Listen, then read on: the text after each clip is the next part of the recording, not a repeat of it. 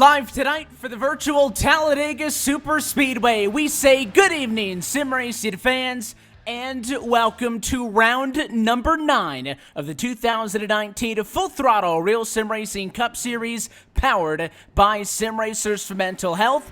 So happy that you're with us once again at a Monday night right here at LSR TV and the iRacing Esports Network as we go super speedway racing from Lincoln, Alabama. I want to welcome you into the broadcast booth here with your home for sim racing. As always, it's myself, Evan Pasoko, alongside Justin Prince up in the booth. Downstairs, our producer, Brett Wheeler. He's twisting, tweaking at dials, bringing us to you this evening. And Justin, we returned from an off week 2 weeks back. It was Dylan Jones' first time race winner of the season as he picked up the win from Richmond on the 15th of April. But now as we close out the month, we head to our second plate track of the year.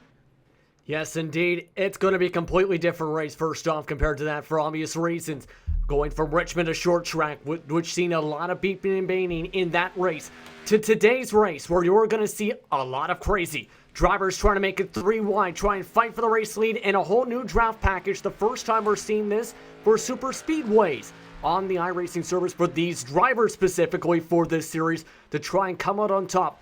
It could be very unpredictable, a completely different race than what we've seen, of course, at Daytona earlier this year in the series.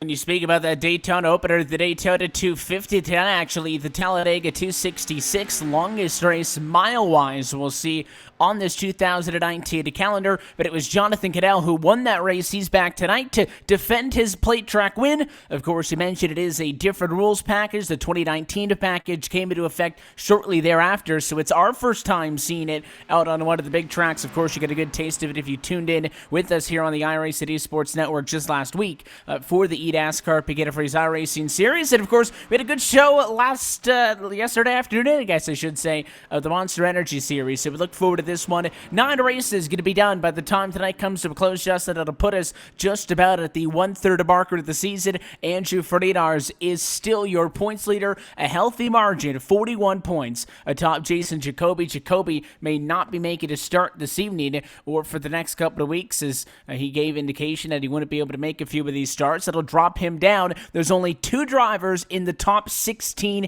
as we speak now that have not started all 8 races this season. Connor Horn is one of them, only started 7 races. He's 6th in the points, and it also Brad Borer only started 7. He's 13. So it is clearly indicating early the drivers who are going to make the top 16 cut and get into the playoffs are going to be those that are showing up on a regular basis. Jacoby, some other drivers, you might be able to miss a few as the season goes on, and some drivers miss 1 or 2 here or there, but consistently showing up, and when you do, especially if you miss a couple of weeks, getting good results going to be critical. So for Jacoby, that's a factor, and I know I did just mention Connor Horn. Connor Horn is actually going to miss out on tonight's race, Justin, suspended for 1 race after he eclipsed 7 incident points.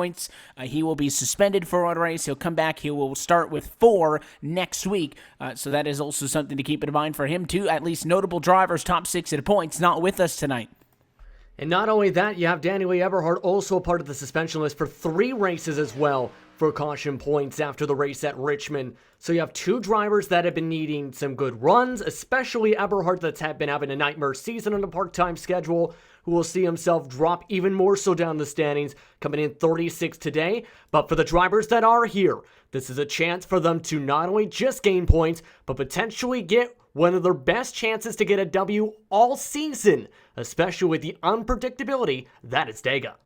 And of course, Talladega, the fact that anybody could win, I would have thought, at least coming into tonight, and this is something we discussed before we went live tonight, that you maybe see a large field turnout, but in fact, Talladega may be scaring a couple of drivers away, knowing that, of course, you cause incidents, you could face suspension, and maybe miss Dover next week. That one coming up Monday, May the 6th, live right here on LSR TV and the iRacing Esports Network. So, of the 31 cars who are going to be starting tonight's race, only 18 of them actually take a time to qualifying. It tells me a lot of big names going to be starting at the back, afraid of what may to come in the opening laps. So as we get set for 100 laps tonight from Talladega, let's go trackside. Take a look at tonight's LSR TV starting grid, and it was a blistering lap by the 2 cars on the front row. I just mentioned the 48 machine of Brad Borer starting on pole tonight with 52.287. The lead driver to get sub 0.3 was Jeremy Jeremy E. Miller with a .293. Those two drivers make up first and second position and control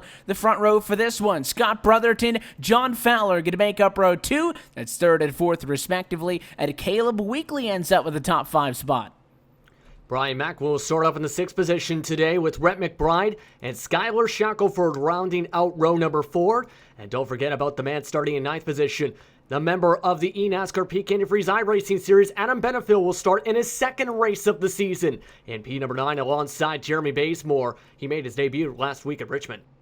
Thomas J. George, the number 9 Chevrolet, he'll start 11th position tonight. Tom Moreno to his right-hand side puts the number 42 Toyota on the grid in 12th. Tom Novosad gets the unlucky number 13 starting spot tonight for him as he makes his debut for 2019, along with the 77 James Pasquarella 14th, and Sean Kalis through your top 15 cars.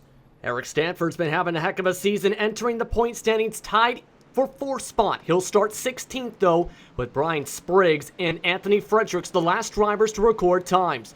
Then you get to the drivers that are based on when registration was for the drivers. David Washington, starts with Kyle Kamer for inside the top 20. And for the rest of the field, sets up 21st on back, Evan.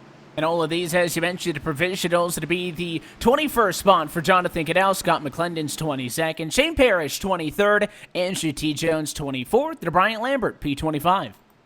P26, Jeremy Redenberg with Kurt Redenberg starting behind him in 27th. Nicholas Caldwell will start in the 28th spot in his white Ford Fusion, with Matthew Miller, Andrew Freenars starting off in P30.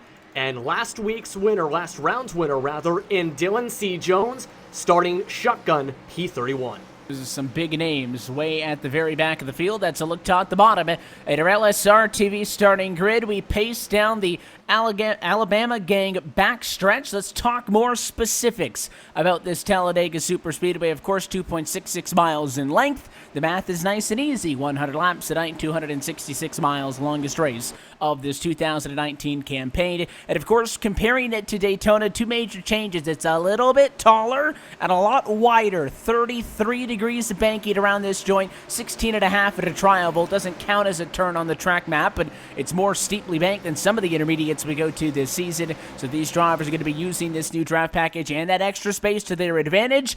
It may not happen in the next 5 minutes, but before this race is done, don't be surprised if you see 3-wide action throughout the field. The outside line works with these cars. It all depends on the confidence of the field today.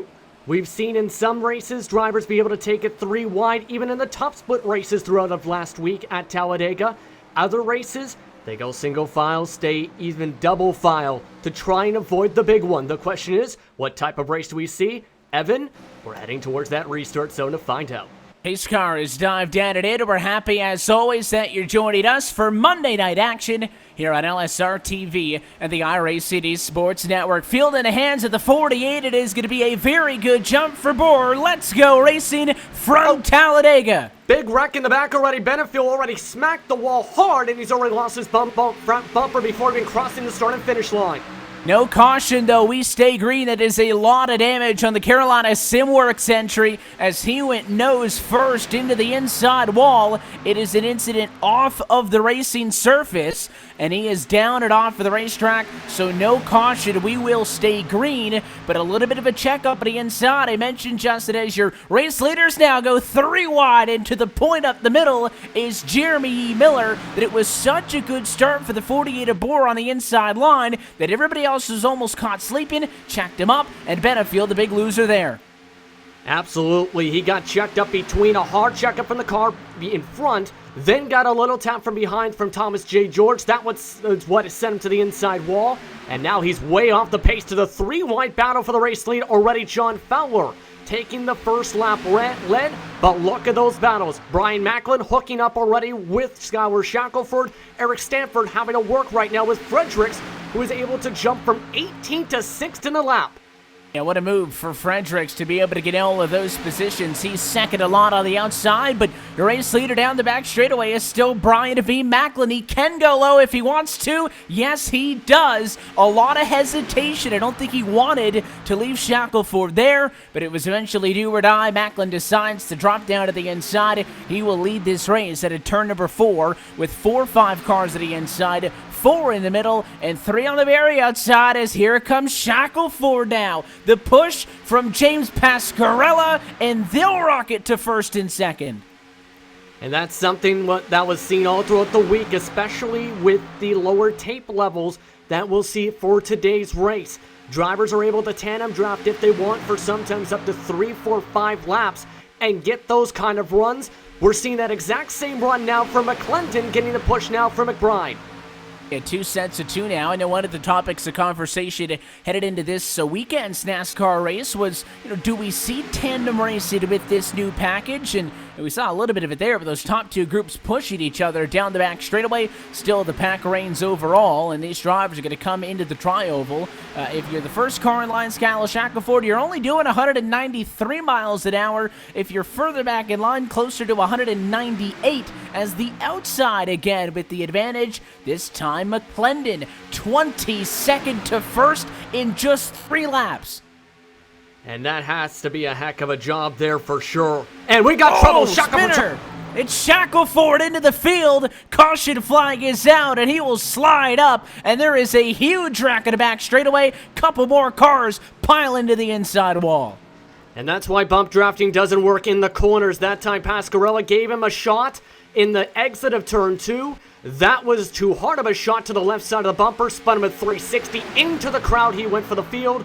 3, 4, 5, 6 drivers at least with some kind of damage after that wreck.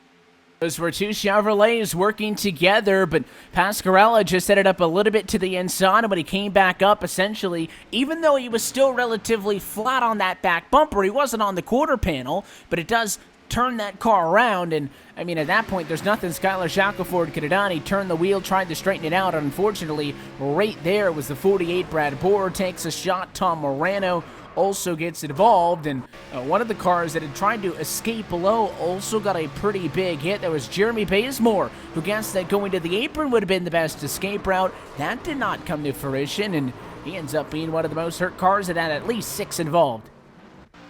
Yeah, in that kind of a case, when you have cars all over the racetrack, it's kind of about 50% skill, about a 50% chance of luck.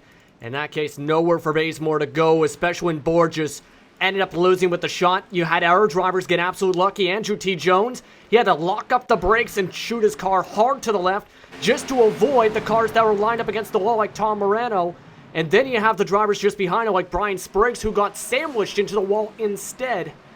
A bad way to start for some of these drivers already on lap number 5 as they try and catch up for the pace car and try and figure out if they'll come in early. It's very noticeable now as we catch up behind the pace car. The sun's gone behind the clouds. It's not going to be as big of a talking point at this kind of a race that it would be if we were, say, in Dover next week or some of the other tracks that we've gone to, where obviously atmospheric conditions, cooler temps have really helped some drivers out. An early yellow here, though, at Talladega, and a little bit of weather changes aren't going to really change a ton of this one. Your race leaders at least decided not to come down to the pit lane. Don't see really the advantage of tires or fuel with only about 4 laps actually under green flag conditions completed. But there were some top 10 cars that had to come in. Eric Stanford's got no bumper. He pits from P8, so certainly a lot of drivers in for repairs and others from the back of the field to top off. Yeah, that's the thing that you hit on. To top off would be the main positive to try and come out early. Not take tires, just take the fuel to get on the same fuel cycle as everybody else. That's what everyone's doing, hoping that they get a longer fuel run and puts the drivers that stay on a disadvantage by about 4 laps. You also got Pasquarella, who's going to have to sacrifice his top spot with that end of longest line penalty for causing that caution flag. He'll have to go all the way to the back of the field. Yeah, so unfortunately for that Deck Saver Chevrolet, he's going to go to the back, and an unfortunate situation. Obviously, James on the radio right now discussing that with the car that he got into, and of course the tower, but he does claim responsibility for the caution, and it's a big thing. You mentioned as we came into this race, 2 drivers suspended for hitting the incident point cap. Connor Horn, Daniel Eberhardt. Horn missing just 1 race, Eberhardt missing 3. All of that is by as those caution points accumulate. If you claim the caution, it's just 1 point, that's it. If you don't, and it has to be reviewed post-race, it is 2. Of course, that doubles for every incident you cause. So if you cause a second incident and you claim your second, it's 2 points. If you claim or if you don't claim it, you end up with as many as 4, and it can snowball pretty quickly if you have a bad night. So Pasquarello is going to drop to the back. He's going to have tons of time, especially when you consider the fact that now your race leader is going to be Scott McClendon, who passed 21 cars in just 3.5 laps to get to the race lead. And that's absolutely crazy, too, when I'm looking at it. I think that checkup on the bottom really helped first off, had that much better run on the outside line that you mentioned a little bit. Then he just got a massive run basically through the entire front stretch with that 3-wide situation. He was just able to follow on with the stronger line. In that case, it was Pasquarello just followed in his tire tracks the entire run. The top side ended up stalling out. He became the top driver in the middle line, and he just got to the perfect place at the right time to get the spot. Brian Macklin, though, also helped out with that, too, to help him to get to P number 2. There are some drivers as well who have just kind of held their own. You know, McBride, Fowler, and Macklin, all those drivers started inside of the top 10. Certainly a different tail of the tape compared to some of the other drivers. Todd Novosad, who had gone 13th to 10th position, and I was just about to mention Jonathan Cadell started 21st. He got to 11th, but he is now going to come in and top off on this exchange down on pit road as drivers feel like they might be close to being able to make this race on a 2-stopper from here. 30 or so is about the number, and a restart is going to come up with 93 laps to go. If you can get 31 out of it, you come in once at about closer to lap 40, just shy of 70 if it were to stay green. And again, Talladega, the odds would suggest no, that's not going to be the case with the lights on top of the pace car now, but you can't assume yellows are going to come out. You could have a backup plan, Justin, for what kind of strategy plays you want to make in that case, but you always have to plan for green, and a handful of drivers coming in top and off feeling like it's razor sharp if that situation comes to fruition. I think it's 50% that, 50% if there was the case it went to a yellow. Not wanting to theorize that there is the potential of a quick one. You don't want to be right around where that big incident is. You want a chance to avoid it. That might be some of the strategy for some drivers going off.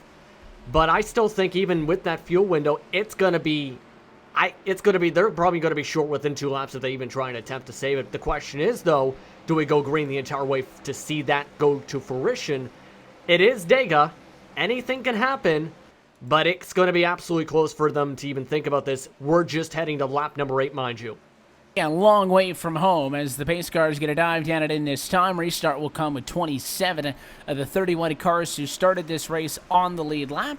Morano, Borer, Benefiel, actually, it looks like it's just going to be Morano, Borer, lap down. Skylar Shackelford's night is done. So is Adam Benefiel. So Shackelford came into tonight 8th in the points. Going to hurt him for a driver who had been pretty steady, kind of in the middle of that top 16 playoff cutoff. Still over a dozen races till we get there, but you know, these are the races that you kind of go into expecting to take a hit on points and are impressed or surprised, I guess, if that is not the case. So it is a tough night for him. 2 drivers down in the opening incident on this one. Lap number 7 go. Get a fall to the rear view mirror, and McClendon in control of the field is the hard charger thus far, alongside with Brian Macklin. Green flag back in the air. And a clean start this time by the drivers. No checkups. Everyone nice and smooth. No cars smashing to the inside wall. We do have Jeremy Bazemore, though, dropping all the way to the back because of that hard hit he had to the inside wall and letting everyone go to full speed. And look at the separation on the inside. The 4 car of Fredericks was way off the back of McClendon, and it is going to give the outside line a head of steam down the back. 1 through 2, 3. Can all 4 of them get clear? Yes, they do. But the only driver to drop to the inside is Fowler. So he'll be all on his own. That's not going to last very long. And the top 3 shortly going to be McBride, Macklin, and that 23 car now with Jeremy E. Miller. Make it about a 5-car line on the outside line, trying to get away from Fowler. Make it now just 2, as Miller's got a huge run, a chance to take the race lead. The thing is, though, can he get the help of the right spot to try and clear by? No siree. It's going to lead him to fall back behind at least the 5 down the backstretch, maybe. Yeah, a lot of separation, though, on that restart, and you're seeing these drivers now kind of stack back up on one another. The 5's going to go down to the inside, so McBride to control. And now the 30, Machida Macklin, may have his best opportunity to get out and try to take pace of this race. But the inside, the outside, they formed up. No 3-wide this time. We did see that on the first green flag of the night, and it is a top 10 breakaway at a turn 4. Well, they did tell the drivers before in the race meeting to use their heads. Right now, McBride going to have to use his here. He's forced 3 wide into the second hole. This is going to be nerve-wracking for him, but he's going to get some help. There's that 3 wide. Miller to the race lead. Now the drivers are starting to get a little aggressive. They've started to actually turn into 2 packs already after this restart, just a couple laps in. The 77 car is the last in line for this lead group. That's James Pasquarella. Then you jump back to the 43 of Sean Kalis. Soon, I think by the end of this lap, in fact, it is all going to blend into one big pack. But that just goes to show you how much the check up off of the restart and the separation really hurt those cars outside of the top dozen. Meanwhile, up front, the 4 of Fredericks. He'll push McBride to the lead, but leave him. He dives down to the inside. He needs Miller to push him, but I think the outside's still the better place to be. The support coming from McClendon. Yeah, majority of the week, drivers on the bottom side would see massive checkups, especially 3-4 cars back in a line, which would mean you would have a lot of drivers decide, you know what, I want to get to the top side, not just because of the risk of running a driver over, but knowing that they were running much more quicker with about half as many drivers. We're starting to see a couple of those drivers again realize that there, and/or saying, I'm going to just pull back, try and get a run again from the back of this pack, and go again from there. And that goes back into the story we were talking about right off at the start, with a lot of drivers not even qualifying into this. I mean, there is, even though that second pack has kind of molded itself into the race leaders, just we'll go side by side again, and it is another good challenge to the outside from McClendon. This time it's Macklin in front instead of being the one that was getting pushed a la just 2 laps ago. There are some drivers that have no intentions of getting up here and mixing it up for the race lead. You really cannot benefit all that much from leading laps at lap 12. You get the bonus point once you've led a lap, and certainly that might satisfy your thirst, at least strategy-wise, but I think a lot of this is drivers trying to learn. Again, this is still relatively new, of course. Everybody's been racing on Talladega this last week at the iRacing service in the official stuff, so certainly that plays into it as well, that they've had a lot of track time, but maybe not driving it with these specific drivers, and so on and so forth. I think there is information to be gained, but when you see them get 3 wide and start getting real dicey, you do have to question it as we work lap 12 of 100. But Macklin, who just pushed the 51 at the lead, is going to leave him out to dry. This time he'll lead at the completion of lap 12, and I know the stats won't reflect it. We'll probably have more lead changes tonight than laps on the board, but you consider it happens about 2-3 times a lap alone. Fredericks in the middle 3 wide as he wants to get a middle line going. No help, though. He is dropping back, though, towards the drivers such as Caldwell, along with Spriggs, I believe. In fact, now just going to duck to the inside. But to get your point about being the lead car, it does burn a lot more fuel with these cars, especially since the fuel window, as talked about, is just about 30 laps. That is even more significant when you burn more fuel like that. That could be the difference of making it towards potentially a 2-stopper for, say, the drivers who topped off, as you potentially talked about, or having to take an extra stop and having to pit on your own in some cases. So there's that a lot to theorize as well for if you lead these laps early on. And I think that's in part why some drivers aren't fighting, of course, as aggressively as some may to try and keep this lead, because they don't want to end up getting off their fuel number strategy-wise. 55 right now, lone driver out on that very outside line. That's Brian Lambert, who started in 25th position. The inside line now going to lose 2 spots as the 5 and the 4 drop down. And just as I say that, Fredericks trying to fake the 5 out. Look at that. The 5 comes up to block, and now he's going to be all on his own. He tried to mirror drive and not let Fredericks through, and instead of just settling for maybe at worst P2, he's got a one-way ticket to the back as he sinks like a rock on the outside. Looking at his steering wheel when he did that, it looked like he actually bobbled a slight touch on the middle line. That was something drivers talked about a little bit. The car could potentially go light if you try and do that in turn 3 especially. That's, I think, what happened to McBride that forced him to get out of the gas a little bit as he tried to go for the block, and why he went all the way to the top side to cycle back to the bottom now down the backstretch.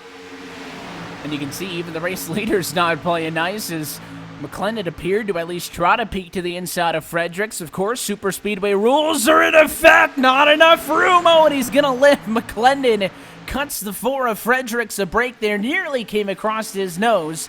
And Anthony Fredericks immediately apologizes on the radio to him. And McClendon maybe will cut you the break at lap 55, but that's lap 95. It's a completely different story. But super speedway rules, you cannot pass below that yellow line. You really don't have to be concerned about it in the corners. That rough transition from 33 down to about, I think, that 10 or 15 degree transition below the yellow line. It doesn't go immediately from 33 to flat like it does at Daytona. But on the backstretch here, when you're jockeying side to side, gotta watch it a little bit close that last time through. You don't want to risk a black flag, that's for sure. And some drivers will say, why are you going under the yellow line? I'm not moving, and end up causing a situation, just say the very least. You don't want to risk that whatsoever. Drivers still staying still the side by side. I do want to mention, though, they've been able to still keep this pack only about 12 cars.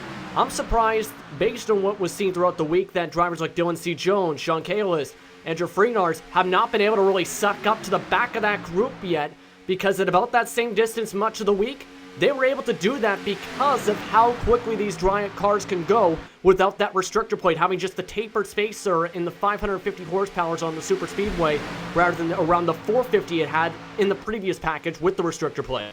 Yeah, it is a point that a lot of people miss when you talk about the 550 horsepower package.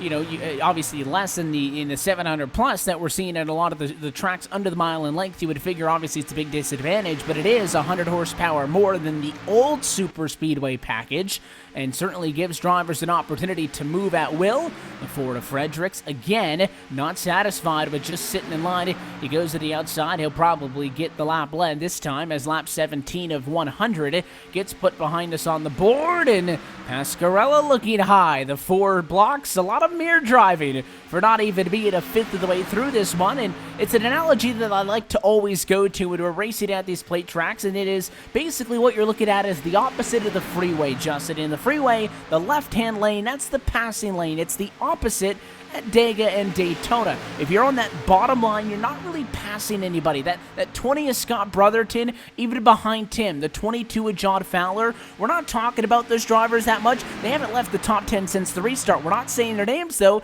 because they're just kind of minding their own business. 3rd and 4th and on the inside. You can't really do a lot with that spot. You can't go up, you can't go forwards, but if you're comfortable just sitting in the top 10, all you're concerned about is maintaining track position as the 2 car of Caldwell.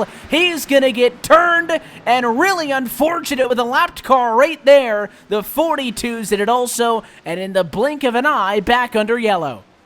And that came from contact from Spriggs. He actually nearly forced a 3 wide heading into the tri-oval, got to his left rear quarter panel.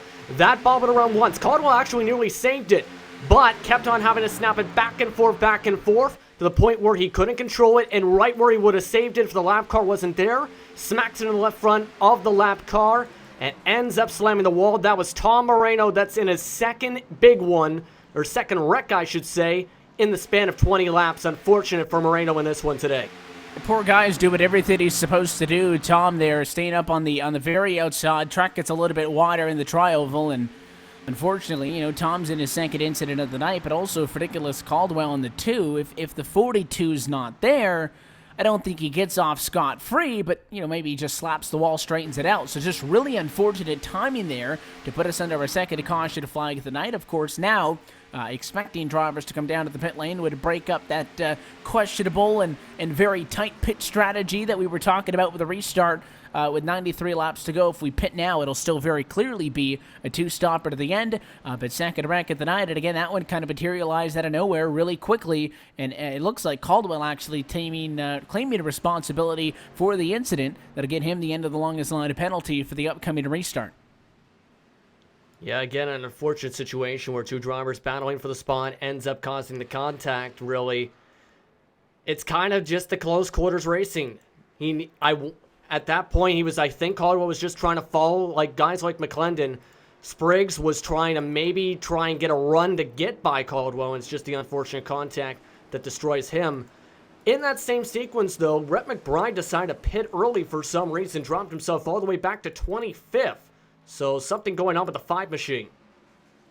We'll see what the situation is with the 5 of Rhett McBride, but he is now, off cycle as he decided to come down to the pit lane, I believe, before pit lane was really open. So I'm curious. Obviously, he's going to get at least an end of the longest line penalty there. So curious what the urgency was, or if that was something as simple as a lapse in concentration. Maybe thinking that the leaders were going to catch the pace car. Pit road was going to open a little bit late, and maybe you get lucky, but don't think that's the case, as now all the lead cars are going to come in. Fredericks overshoots the box. Your control car too deep into the pit stall as he will go right side tires up. They're going to put fuel in it. Is that going to be it, or does he decide to opt for 4? He will go for 4. Not the only driver to do so, but Anthony Fredericks, who came in from the race lead, not going to lead off at pit road. It's a drag race down to the end. Looks like McClendon going to also beat him off at the pit lane. Macklin and Caleb Weekly. That's your order as these cars cycle out of the pit lane. We're under caution in this race as we work lap number 20. What we'll do is take a quick opportunity to step aside, come back for the restart. You're watching LSR TV's coverage of the 2019 Full Throttle RealSimRacing Cup Series. Plenty more to come on the iRacing Esports Network.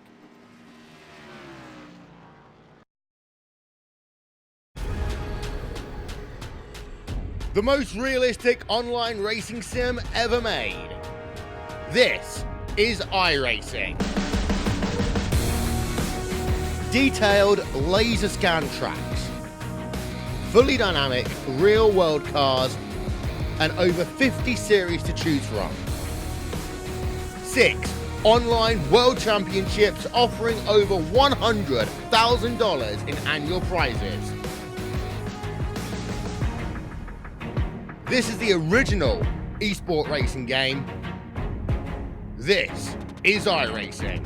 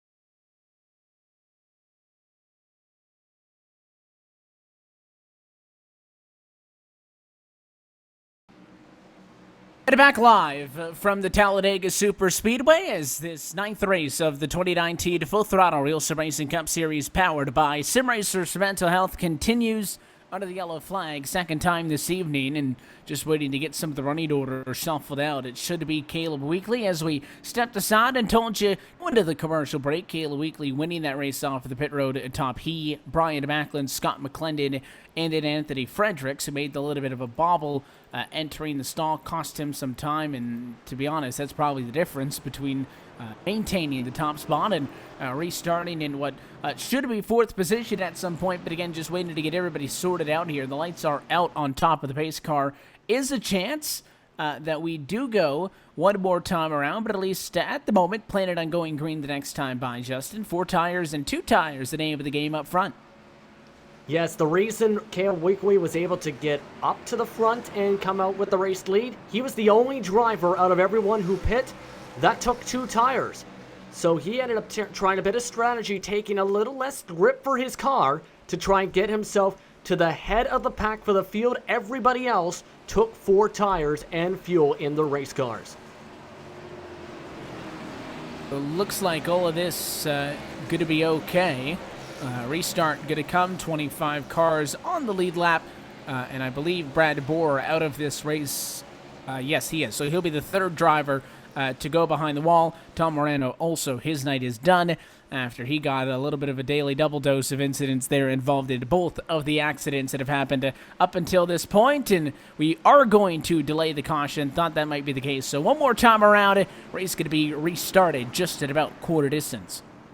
To explain the reason why for the delayed green, Rhett McBride pit when the pit was closed at about the time the caution flag came out the first time around to get to the pace car rather. He ended up getting waved back around the pace car by the iRacing client itself, which is why they're trying to bring out the delayed yellow to sort out the field to make sure he is in the proper position to make sure where it's at. So they'll have to go around at least one more time to make sure he is sorted in the proper spot, because you can't restart a race, say, with drivers 3 wide, for example, because that could be absolute chaos at a track like Talladega, or any track, really, where it can lead to either black flags for drivers with unfortunate circumstances or a big, gigantic wreck at a track like this. Certainly better to err on the side of caution. Everybody's going to get things sorted out, and we are going to have a nice, clean restart due up.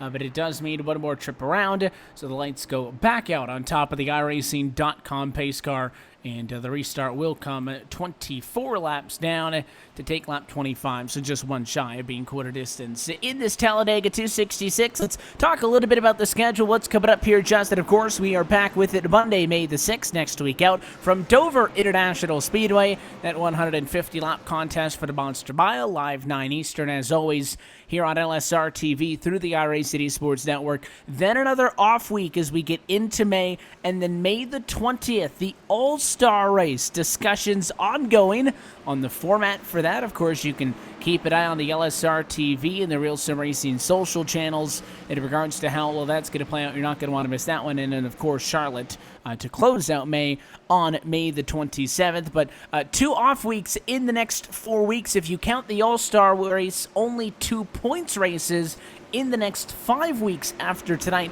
Almost like a little bit of a mid-season break here.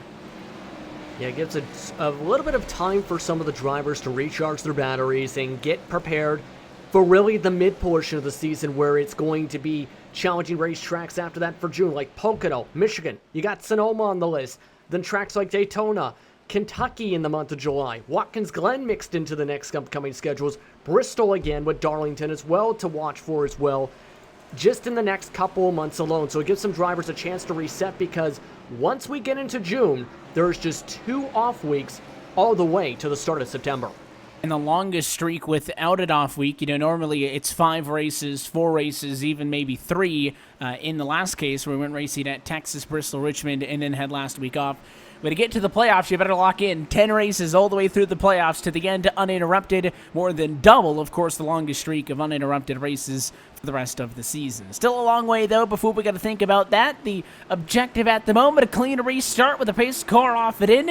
It is Caleb Weekly's first opportunity to bring us to the green flag as his number 10 Chevy ZL1 going to put the right foot down. He can start when he wants, but of course you need help at Talladega. You can't leave everybody else behind you, and a lot more tight to the restart this time. And he knew the second he entered the restart zone, Scott McClendon would go with him. He was bumping and banging the back of Weekly the entire way up to the tri-oval, and they got a huge jump on fifth on back. That may be good and bad, though. The top 5 already separated by 7-8 car lengths. That's going to be a gigantic run for everyone else, and could be trouble for that top 5. Outside line goes to number 51 McClendon, so very little hesitation as these cars just now cracking 180. Look at everybody leave Caleb Weekly. He's all on his own to the inside. It's Macklin, Fredericks, the 20 of Brotherton, and I thought they were all going to go single file around, but McClendon drops down and kind of gives the 10 an opportunity to stay with it, but nobody wants to work to the inside. Look at the head of steam for Brian Lambert and John Fowler. They'll make a third lane. And that was to be expected with the amount of gap there was between the first and second packs after the slow start fifth on back. But they're already losing their head of steam. They had a check up into the corner, and they're already dropping back as the rest of the pack has been able to gain back up on them. Brian Spriggs, Thomas J. George, Andrew T. Jones amongst the group. And all of a sudden, maybe taking the inside or the middle line would have been the way to go, because Lambert and the 22 of Fowler are all on their own on the very outside. This is where, when you don't have as many cars with you as those other 2 lanes do, you really got to be aggressive, pushing on one another and side drafting. But after we saw that opening incident in this race, I haven't seen, Justin, a ton of pushing in the corners. Drivers seem to have figured it out a little bit. They will get close there in the tri-oval, and arguably that could be just as sketchy as the turns when you get around this place, but drivers aren't being too out of control. They do want to make moves inside and out, forwards and backwards, but at least not leaning on each other as much as they were earlier on. Of course, knowing a long way from home, as we are past quarter distance now, the 30 of Macklin tries to stall the run, and that's a one-way ticket the wrong way, as Frederick's going to go to the outside, and in the blink of an eye, both cars going to get around him. That might not be the case, though, because they still have to try and clear Macklin. The question is, does Macklin give room? No, he does not. Scott Brotherton's got nowhere to go. But take a look who's joining the back of that group. Jonathan Goodell and Rhett McBride both working together and tandem drafting to go all the way from the back half of the top 20 to the back end of the lead pack. The 20 machine, I think, was clear. The opportunity was certainly there for Brotherton. He just hesitated, and, kudos. Brian Macklin stays at the gas, doesn't want to give him that spot, and kind of saves himself, but maybe a little bit of hesitation. There is now a slice to the inside, and Macklin out from behind. Fredericks in front of McClendon. He'll now dive down low and lead the charge off into turn number 3. These drivers have so many different options at their disposal with this package. I know it's only lap 28, but if they can keep it together, get late in this one, we could be in store for a fantastic result. And we've seen some of that racing with the peak race and in real life. The craziness up at the front, the amount of drama, the amount of battles, and the amount of opportunities given with some of the runs, especially the less amount of throttle time for throttle response. The 77, though, hit the wall. Pasquarello wanted to go to the very outside. It was just following Fredericks, but he smacked the wall. And oftentimes when you try to pull that car off the wall with your wheel, you almost turn yourself around. Very good job by James Pasquarello and that 64 of Andrew T. Jones to not wad the field up going into turn 1. But all of a sudden, 4 rows deep, 3 abreast in the corner. A little bit of a checkup evens the playing field. The last time through, the top 16 were within a second of each other. It'll probably be more than that this time through, as Fredericks leads the charge. It's the outside, then the middle, and then the inside. Yeah, and McBride also joining that outside line. Fredericks, though, trying to control the bubble. We talk about that in real life, especially with drivers like Brad Keselowski. Try and block the inside, control the fastest line there. Try and block the middle, try and block the high side. He can't get to the middle side though because McClendon's got the run again as the entire back half of the pack checks up. They all fall apart. They're still 3 wide, trying to figure things out. But up at the front of the field, we are side by side. 3 cars all pushing one another down and into the corner. This race has 25 cars on the lead lap. Nobody's really way out of touch. It's one long line, top to bottom. At a 22, a Fowler over the radio. Close call as he nearly cut down on the 10. Apologizes and weakly fills that gap. And I think that's also why you might have not seen drivers like the 20 try and cut down in the middle of the corner, of course, that being Scott Brotherton. You don't want to get to where it's so close that you end up causing an incident or a checkup so big that someone runs into the back of the driver, you end up checking up. So drivers are trying to give as much courtesy as they can, because the more courtesy you give, the more cars will keep running. The more cars that keep running, the more, while keeping it clean rather, the longer, of course, by obvious accounts, the more we stay green. And you can see as it runs now, these drivers I don't think have any intentions of just all of a sudden chilling out and taking it easy. I think we're going to see constant battles up at the front of the field. Longevity maybe not on everybody's mind as a third line comes again. It's George, Pasquarella, and the 5 are at McBride. They're going to go way to the outside. Look at the 4 of Fredericks, though. He goes way up top. He'll bring the 51 with him, then come back down. We saw very aggressive blocking over the weekend in the Xfinity Series. Lead to a race win. I know these are different cars, different speeds, and different platform. We're talking about on the sim, but it certainly looks like Fredericks buys into that notion that he wants to lead all the laps here as the 22 goes for the undercut. To the inside once again, and again a huge head of steam with those 4 or 5 drivers, and a massive checkup because of that switch. But to add to that point, it's a bit easier, say, to even handle the bumps in, say, the Xfinity cars, because I heard this discussion a bit before. Of course, the Xfinity cars a bit more better front bumper to back bumper, hence why they don't allow the bumpers to lock. They allow them to bump, though, at the Cup Series level, because the bumpers don't line up as evenly, meaning there's a chance you can make them so unstable you can cause an incident. There was one case, too, on the outside.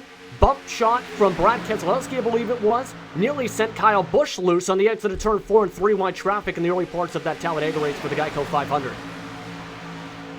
And as you see, talk about pushing, I mean, locked all the way down the back straightaway there was the 4 of Fredericks and the 51 of McClendon. So in the corner, they do lift a little bit, but watch the timing here. It's just a small blip of the throttle from McClendon. Don't think he timed it that great that time, but when they come off of the corner, you want to be back into the gas for 5, 6, 7, 8 seconds, rolling out, so as soon as you come off the banking, you're right there to make contact and are able to push. Even if you don't want to push in the tri-oval, that's 16.5 degrees of banking, the cars could really bottom out if you end up on that very, very inside along the yellow. Even if you don't want to push there, you still got the shoot from turn 4 to the entrance of the tri-oval, and of course the run for the exit of the tri-oval down and into the corner, as now it's Macklin going to the middle.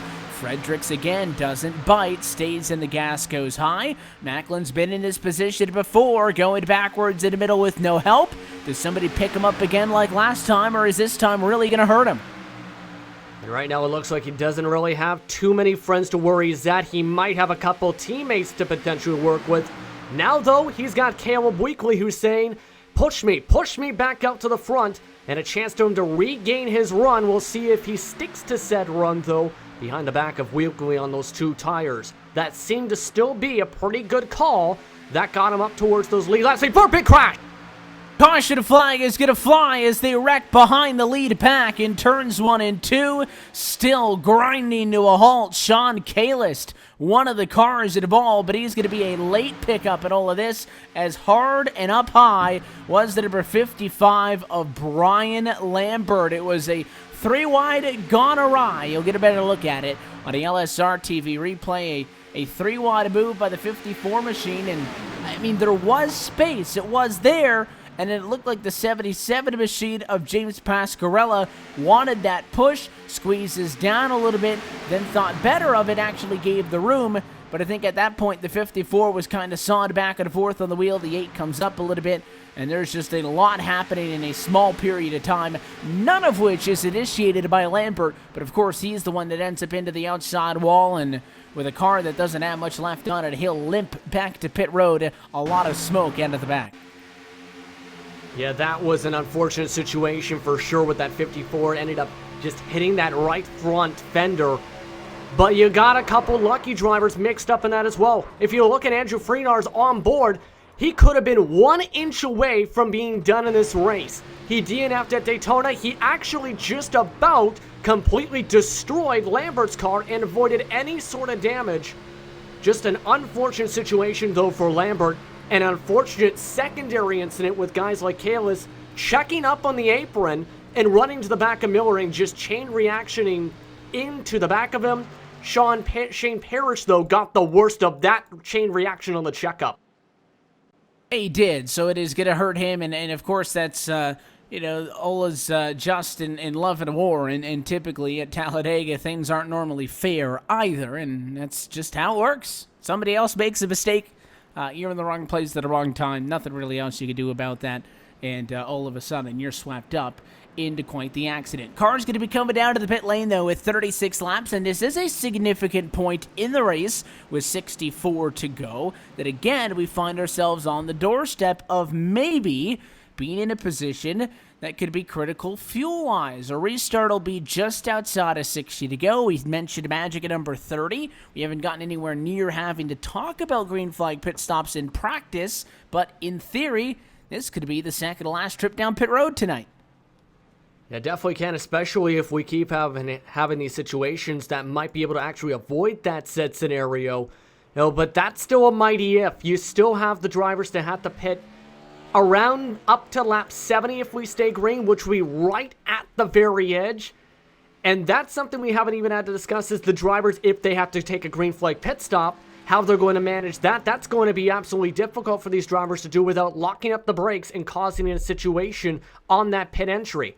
However, we've seen an interesting strategy. One car stayed out. Yeah, one lone car getting up behind the pace car as Caleb Weekly blends back out. It is Todd Novosad, the number 34 car, having decided not to come down to pit lane there, maybe not buying in to the concept that this could be a critical pit stop that plays, big dividends in the fuel game. He was last on pit road at lap number 21. So is nowhere near needing gas, but at least if it was me and I didn't need gas but I stayed out, that'd be the road that goes, 30 laps and I got to pit 10 laps before everybody else. At some racetracks, you can kind of get away with it. We kind of talk about getting off cycle, trying different things. On long green flag runs at Talladega, the pack is your worst enemy and your best friend all at the same time, because if you're in the pack, you could be out of the race at a moment's notice. But if you're not in the pack, you're probably going to be out of the race because you're going to be doing, 10 miles an hour slower than everybody else in the field. So it is one of those things. I wouldn't be shocked if Novosad just comes in this time after staying at a bonus point for the lap led. And if he does, of course, Caleb Weekly going to retain the number 1 spot. Yeah, actually not surprised with that idea, strategy, possibility at all, because he was up in the lead group, but then elected to drop all the way back to stay out of trouble, as we've seen in that last incident. We'll see, though, if he actually does duck down. Yes, as to be expected, does come down for that said fuel and tires. But the main interesting strategy, though, is right now, so far, Caleb Weekly's been the only driver that's been taking 2 tires in the entire field in these caution flag situations, outside the drivers that have been topping off for their fuel tanks.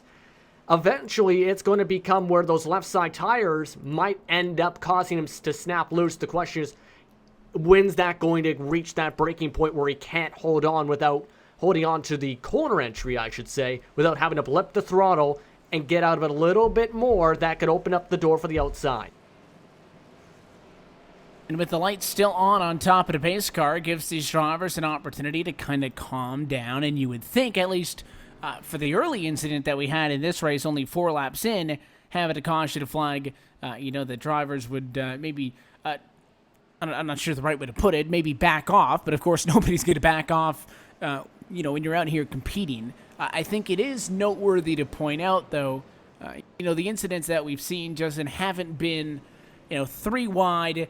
Somebody's making some of these slicey moves high-low, and they just completely wipe somebody out. I think, a lot of the incidents, at least 2 of the 3 we've seen, could have just easily come running single file or just double wide than, if they were 3 wide or whatever at the time. So I don't think drivers are in way over their head. But again, you got to consider, coming on, green flag 50 minutes ago, and you're only 38 laps into a 100-lap contest.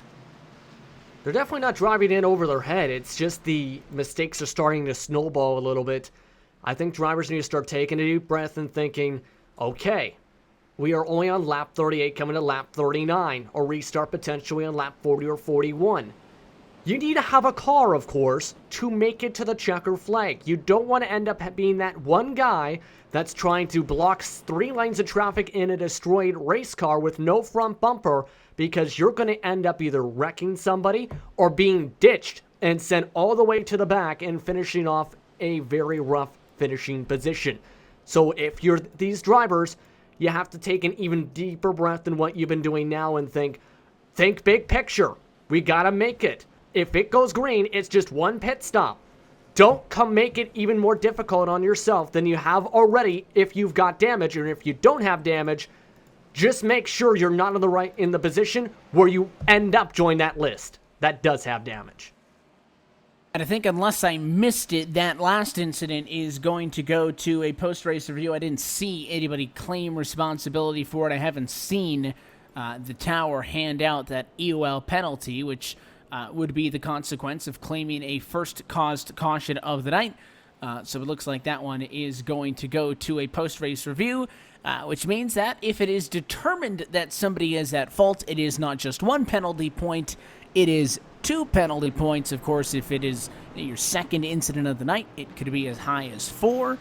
So that'll go to a post-race review. But again, what has been relayed to the drivers, and it is a judgment call by the drivers if you want to risk it or not. Of course, the incentive is, by having a higher penalty, Justin, for a post-race review, is that it encourages drivers to just take their penalty, get it out of the way, take the end of the longest line, and be done with it. If you don't feel like you caused the incident, though, don't take it. Of course, again, do you err on the side of caution? Do you suck it up and just get it out of the way? Or do you hope that, race control agrees with you? But it can be determined in those post-race reviews that it is simply a racing incident. Somebody does not have to be penalized.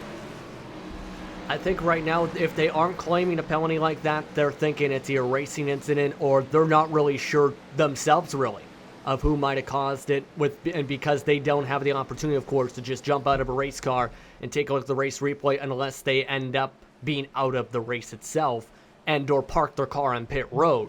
So it's something that I think the drivers want to not end up taking a penalty if they're not completely sure.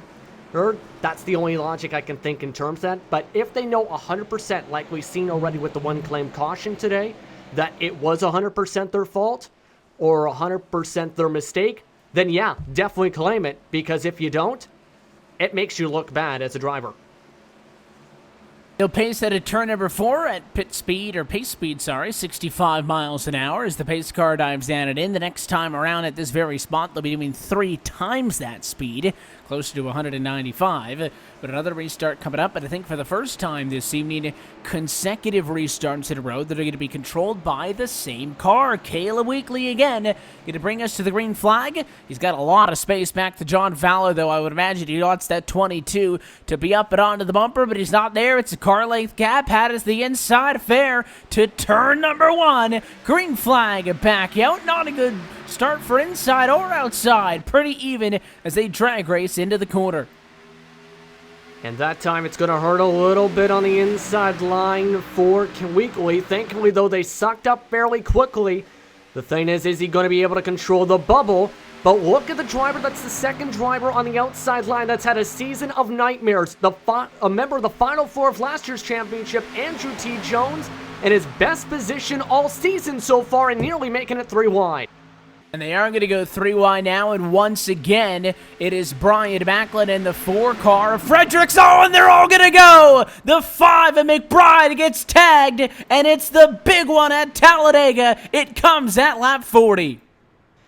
And just when you sing the praises of Andrew T. Jones, that loose condition we talked about, he got loose, bobbled into John Fowler, and bye-bye goes the field. Brian Macklin involved, Thomas J. George involved, a majority of the front runners that have led laps involved, at least just about double-digit drivers involved, some of them having to lock their brakes up into the grass and still getting damage from the wreck. Yeah, a ton of contact. It's a combination of the 64 coming down, the 22 going up, and there were a lot of drivers that used the apron to get on through, but at one point, all 5 cars that were running in line behind your race leader, Caleb Weekly, are wrecked. He drives off and away, and of course, these additional angles going to give you a lot better picture of what went down there, but it started in the middle line, and you just cannot get away with a car getting turned in that position. Maybe we got away with half of what earlier with the incident in turn 2. Could have been a lot worse than it was, but you get one, you got to be lucky. You're not going to get away with that twice, and a lot of fast race cars torn up, and goes back to what I talked about earlier. What can you get early on in a race? You get a lap led, you want to be up there, sure, but the guys that were running 24th didn't wreck. The guys that were running top 10 did.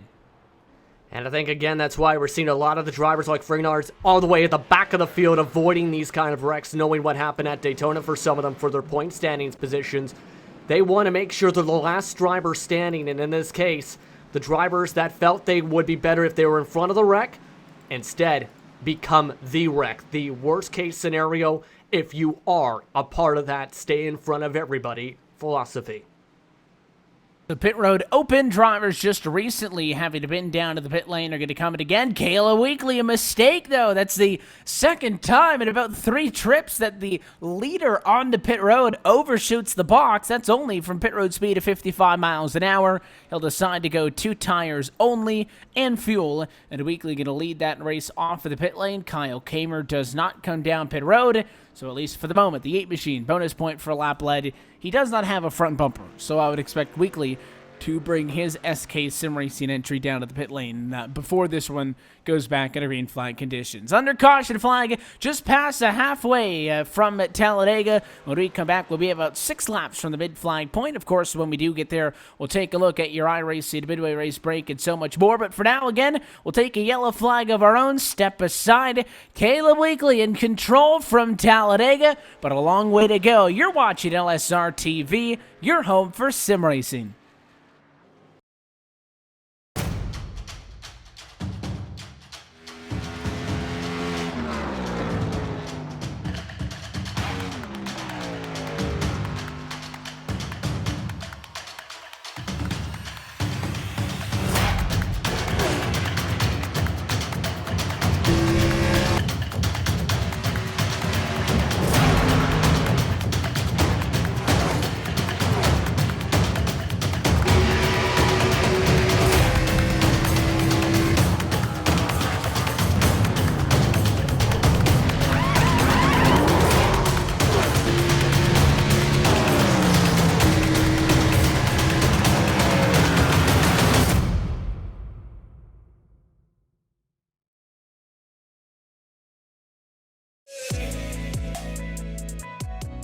My name is Steven Corpenos. I'm a senior web developer here at iRacing, and I work on the beta UI.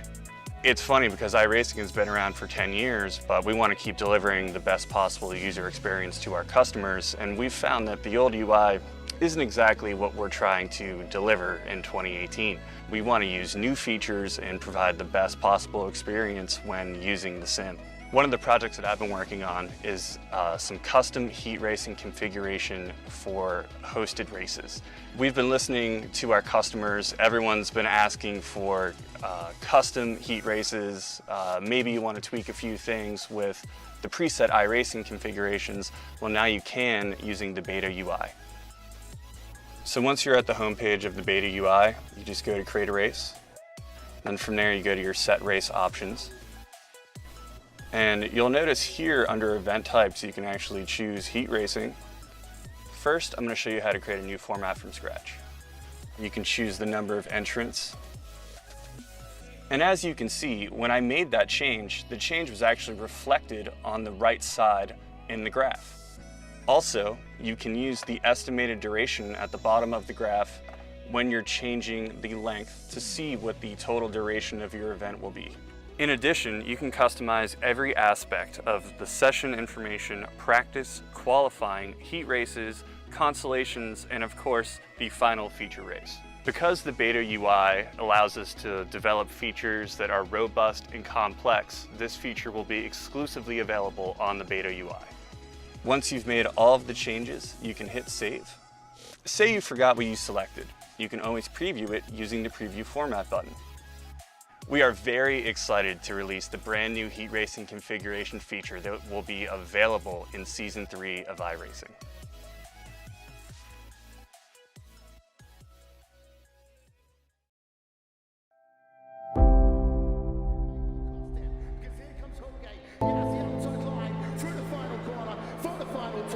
Once again, photo finish here at the Indianapolis Motor Speedway. Will it be Tim Hogan? It's going to be Christopher DeMerrick at the line.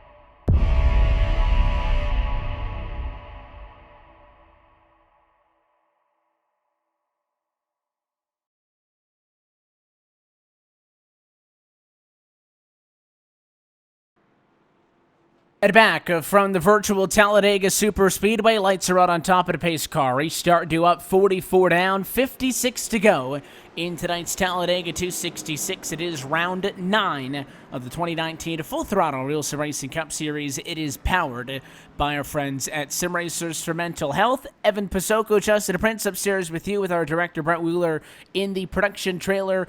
A restart for Kayla Weekly, third time in a row. The number 10 car going to be in control of the field, and a little bit of a opportunity for some drivers, I think, to kind of take advantage of what just happened. We had seen 3 yellows prior to the most recent one in this race. Not a huge number, considering 50 laps of racing or so at Dega. About 1 per 10 laps, I think, would say is average. But I think the big thing is, not only was that wreck huge, it was a majority of the leading cars. So you get a lot of names up here that hadn't gotten a ton of attention. Jonathan Cadell, Jeremy Rittenberg, you got Spriggs and David Washington, Farinars. Those drivers, all of a sudden, many of them strategically, Justin, hanging back and staying out of the spotlight, are now top 15 cars because everybody else wrecked.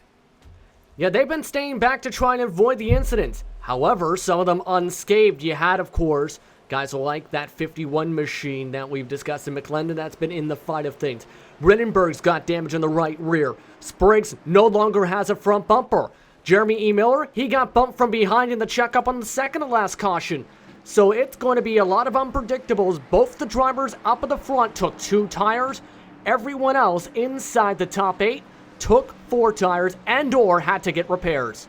The sun peeks from outside the clouds as we go back green with a 10 to Kayla Weekly, having led 2 pretty successful restarts in a row, but he wants some help and a little bit of a tiptoe dance. The 20 car to the bumper, green flag in the air. And back underway, 5 shy of halfway in Rittenberg. I don't know if he missed the shift or what, but Jonathan Cadell dives to the outside to knock it into him, and it obliterates the momentum for the outside line. It looked like Cadell actually gave a little bit of a tap there, as you've seen there. Didn't quite get into the gas. A little bit late reaction. Cadell tried to give him a big shot to go. And now everyone else is trying to get around Rittenberg because, remember, he's got that right rear damage. For some drivers, that means we're not going to work with you if you have any sort of damage on your race car. And now look at the 10. He's got a gap there that needs to be filled, and it is going to be Cadell who's eventually going to get up to the bumper, but with no pushing support at the turn 4, Caleb Weekly's not going to be able to defend his race lead. Off for the restart this time. The 20 car of Brotherton, the 51 of McClendon, and I was thinking maybe that 44 Rittenberg was going to be able to do it as well. He just was not close enough, and actually looks like he does have some right rear damage on that car. So curious if maybe that's hurting his ability to suck up. But you can see Rittenberg certainly not giving the outside much help. In fact, the 10 to 69 get a blow on by, and a couple of breakaways up front as the outside kind of sputters. As I mentioned, got that damage about a caution or two ago. It doesn't hurt as much as having front damage, yes. The thing is, though, look at where that spoiler is bent. If you avoid damage on the back end to the spoiler, your car's going to be pretty much fine. It will not be as fast, but it will still be fast. The problem is that air is getting disrupted on that right rear. That's making it so hard once he gets on his own to be the lead car, to gain some of that suck up and some of that speed to be able to get passes done. That's why drivers are jumping around him the second he gets to the high side and tries to get a run. Look at the 54 machine there with Spriggs. He's trying to find a way through the 44 also, but he's not going to be able to go low. Jeremy E. Miller's number 23 car is there. Teammate now to the inside, the 22 of Fowler. And a very discombobulated restart that sees a group of 2 leading, more 2 cars sitting outside. That's a duo of Cadell and Thomas George, some of the most veteran guys you could get when talking about real sim racing action. These guys have been around for a while, and they've seen many Talladega races. Of course, Cadell, winner, Daytona earlier this year. It was a different track. Yes, it was a different package and a different circumstance, but he's doing good now, even with some damage also on the back end, as he leads the outside now up to P2. Thing is, if you have damage, you're good if you're a middle car, let's say. You're not as good if you're at the back of the line or the front of the line, which is why you have the drivers try and drive around at the front of the line. If you're a, say, driver like the 26 machine of Jeremy Rittenberg, though, you're not in as good of a shape. He's got front-end damage while he's sucking up a little bit because of the driver in front of him, and Spriggs getting even worse off in damage. Anybody else, he'd be having a hard time catching up to that back end of that line he's trying to follow on with on the outside. And now, once again, the momentum swings inside to out, and it is Cadell to the lead, the 9 with the push, and without any help, just kind of filling the void was Miller. Miller's going to go on the outside line. It's Rittenberg dropping back, and I think the 44 of Kurt Rittenberg's going to struggle to stay up here if these cars continue to move around him. I don't know if the 44 is just being a little bit overly cautious or if it is the damage hurting him, but he did not have the ability to get that push on the outside to lead. In fact, look how many cars are on the outside line down the back straightaway. It was 4 to the inside, 6 to the outside. Now they'll be even as Rittenberg dives low, 5 apiece this time.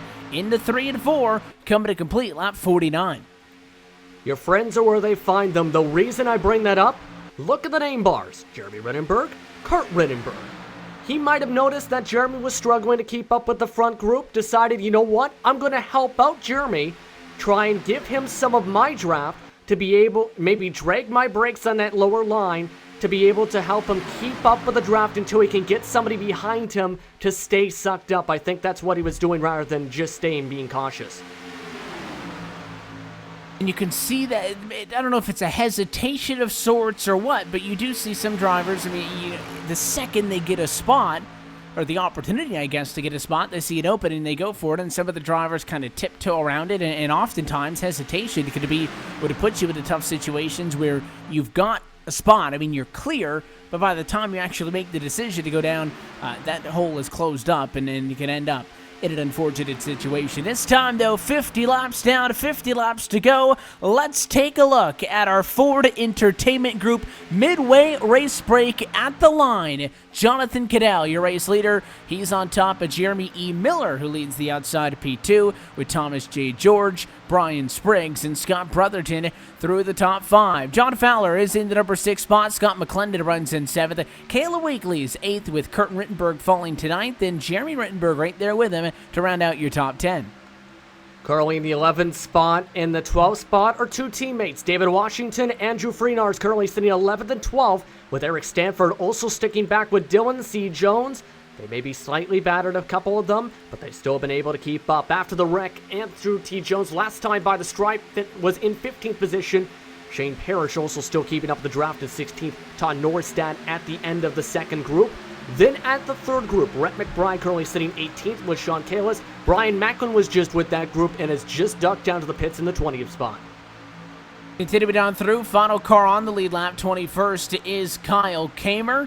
Everybody else out of this race. So Brian Lambert, 22nd. Anthony Fredericks, 23rd. James Pasquarella, 24th. And Matthew Miller in 25th position out of the race, along with Jeremy Bazemore in 26th. Nicholas Caldwell, 27th. Tom Morano, 28th. All of those cars now behind the wall. You got Brad Bohr in 29th. Skylar Shackelford in 30th. And all the way at the back is Adam Benefiel. 31st position is a look top to bottom at your Ford Entertainment Group Midway Race Break. FEGPC has been serving the iRacing community with custom-built affordable computers specifically built and tuned for iRacing. Your PC will come with everything you need preloaded so you can get racing as soon as it hits your doorstep. Get yours today and join the 600-plus iRacers already enjoying a Ford Entertainment Group PC. PCs to fit every budget from $540 and up.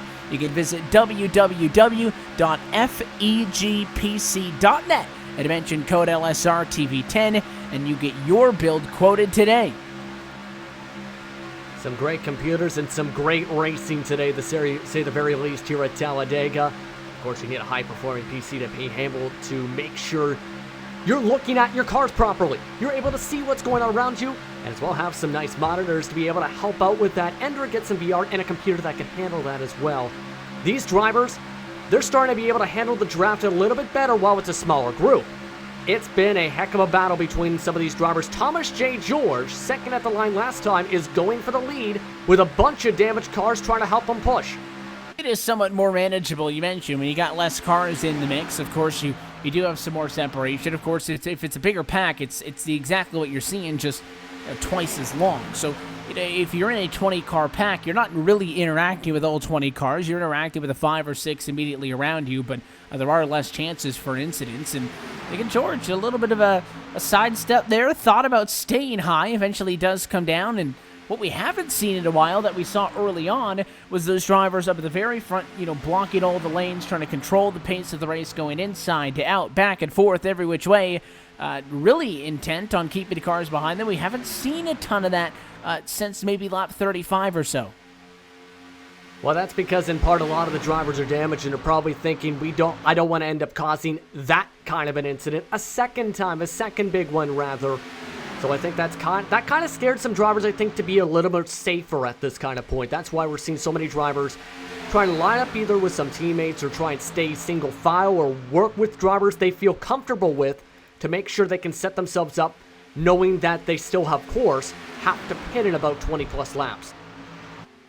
And if they're able to get to that point, of course, it would be the final pit stop of the night. All you got to get to is lap 70, certainly within the realm of possibility.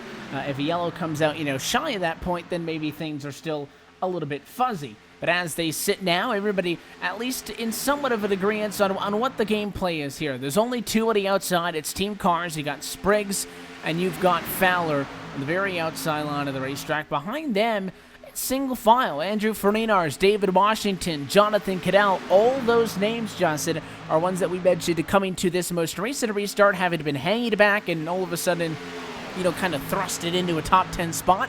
Maybe they would go with it and play that kind of race. No, they've dropped back. They've gone right back to what they want to do, and that is stay about 1.23 seconds off of your leaders, be in contact with the lead group, but not be racing 2x2.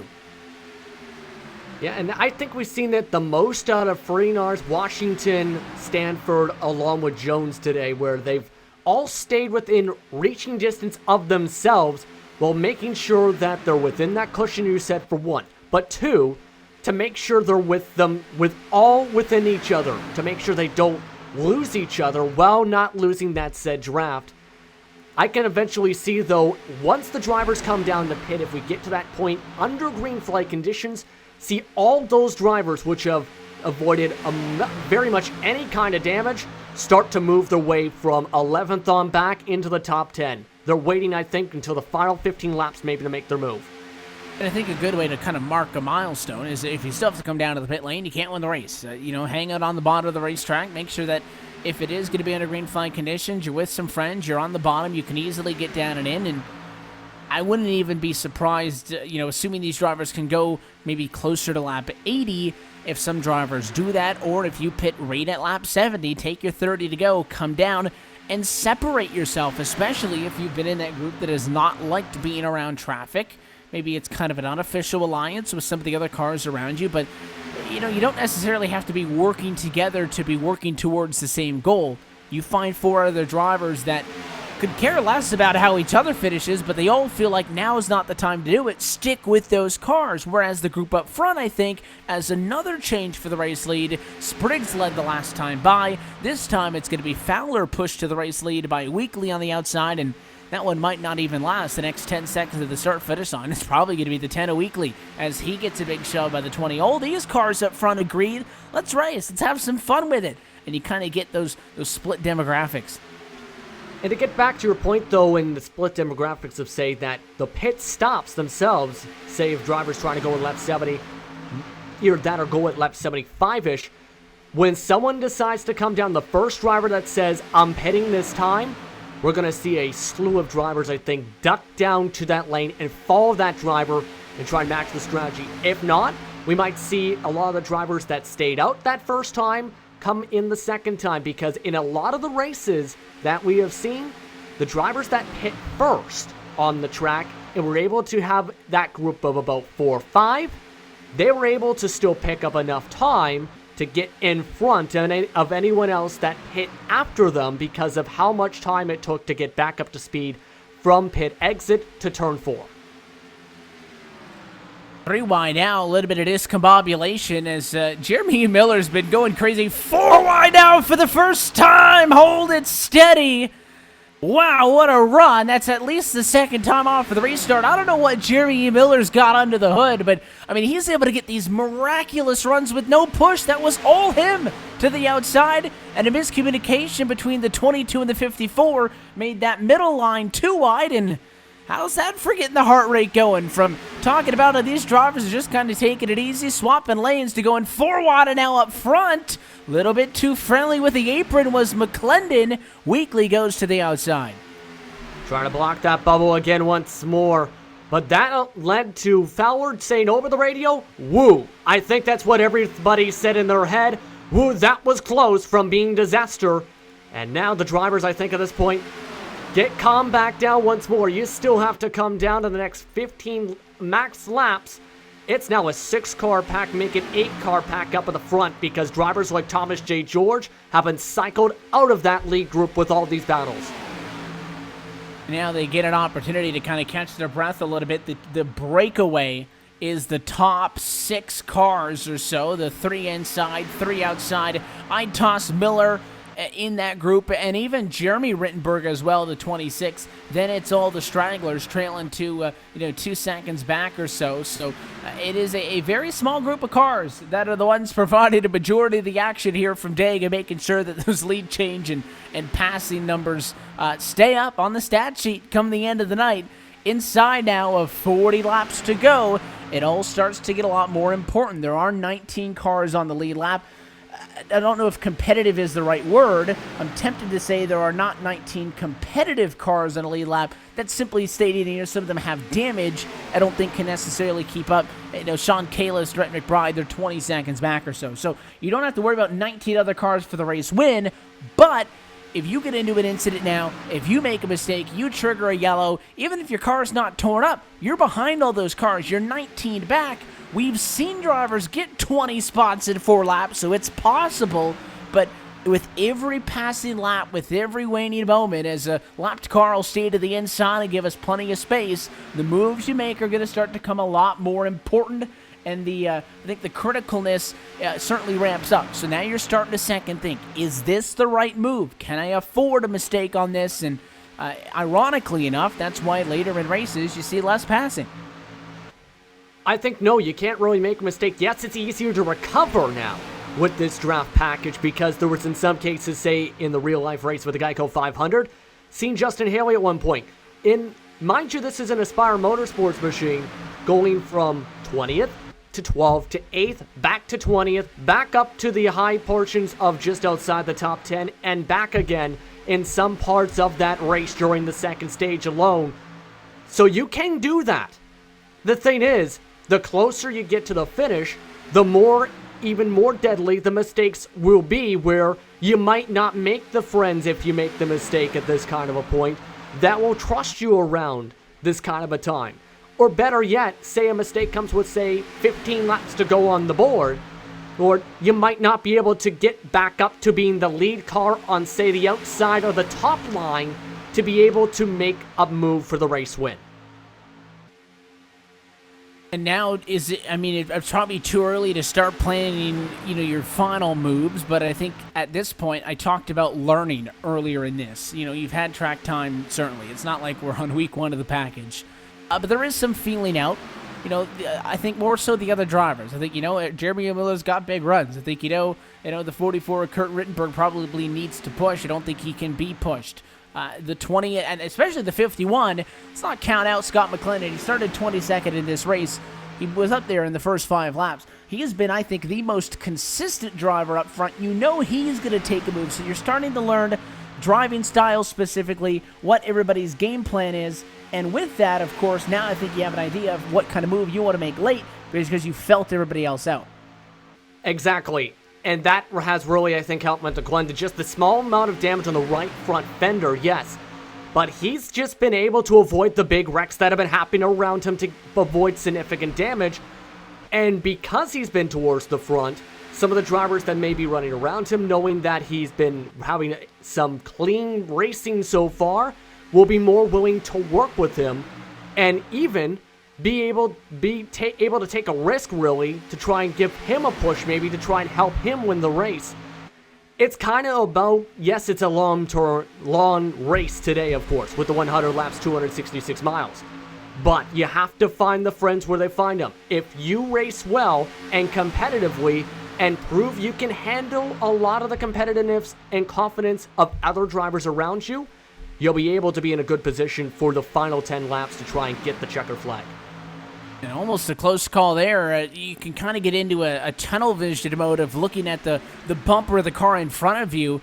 The 10 Weekly was in line behind Miller. Miller moved into a spot that was only wide enough for a car, and Weekly just about came down and wiped the 26 of Rittenberg out. He saw it and caught it, but he did start to kind of dive down to the inside, because it is funny when you're pushing at Talladega, and of course you talk about the higher spoiler, the fact that the top of the spoiler is clear on these cars, as is replicated in the 2019 rules package, is not just the fact that we run a small splitter and at Talladega we have to make it taller, so we screw something to it. It's so that you can see where you're going a little bit. You're kind of looking through the car in front of you, but a lot of the time, especially if you're pushing somebody on the bumper, maybe we talked about, Ford Entertainment Group, our presenting sponsor, high-powered PCs for drivers who may have 3 screens. You can use the side monitor, look at the yellow line, figure out where you are. But a lot of drivers, you're just following the car in front of you, and it's kind of the lead car's job of leading the way.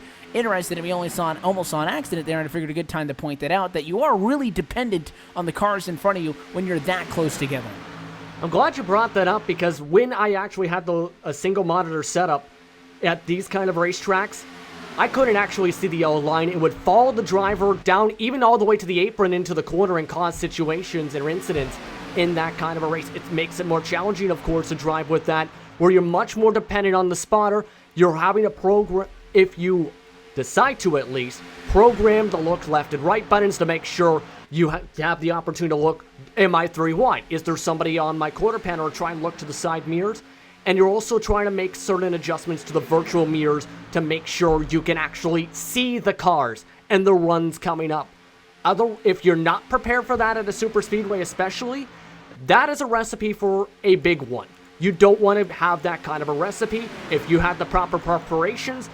If you don't have the said triple monitors or a VR headset, it's going to be a lot more easier compared to, say, if you don't have those kind of preparations and just go with something, say, what you may have had before. Meanwhile, something's going on with Jeremy Miller because he really checked up and just backed off about 2-3 car lengths and fluttered the gas at 188 miles an hour. Yeah, all of a sudden a ton of separation with that pack. I don't know if the 23 machine had to adjust his pedals. And there's so many unique challenges. We're talking about the monitors and how that varies in the draft, versus some other tracks, peripherals and all of that, all in attempt to make it as realistic as possible to give you as many different senses, because, of course, the single biggest change from racing on the sim versus in real life is the seat of your pants feel. You cannot feel the car around you. A lot of wheels have force feedback, but that's not the same. You can't feel where the car's going. You're using your sights and your sounds and whatnot, so it's funny. We talk about all of those differences. One challenge is, your pedal set. Your pedals start to get pushed further and further away from you for being on the gas all night long. Sometimes you got to pull them towards you. Again, it all depends on if it's just sitting on the floor in your office, if you're in a full rig. But certainly, the 23 Miller got out of the gas for some reason. It didn't look like he was afraid of an incident, but we got pit stops coming up. He being Miller. Miller stays out, but here they come at lap 70, right on the money. And what a drive in. It's Rittenberg. And John Fowler missed the commitment cone and nearly turned up across the racetrack. That will lose him a ton of time after being in the lead group for much of the way, but he's able to get into the pits, no caution. But I was just about to say, cars were about to pull down pit lane, and now it gets interesting. Which drivers come down next time to try and top them off? We're going to have to see. Jeremy E. Miller got left out on that too, because he's going to lose at least 2-3 seconds because he was the only one of that lead group not to come down. So a tough break, as you mentioned, for Fowler with the mistake, and then, of course, Jeremy E. Miller, who I would imagine, you got to pit ASAP. Here comes that other group. Look at the speed difference. Draft versus no draft. He just gets swallowed up by the 88 and the 03. The 98 and the 19. They're also going to go by, and Miller luckily ends up with an odd-numbered group. Parrish, no, I thought the 18 was going to go with them. Even the 18 wants to go high. Don't think that's going to play out. They're going to be forced to work together. But that's a lot of time given up. That's, 2 seconds from the lead group back to these cars who had been playing it safe. The 23 Jeremy E. Miller just lost 2 seconds by not coming down to the pit lane. And it would have been, Justin, if it's a reactionary move, you see everybody else coming down to the pit lane. If you were to decide to pit there, I think it's possible.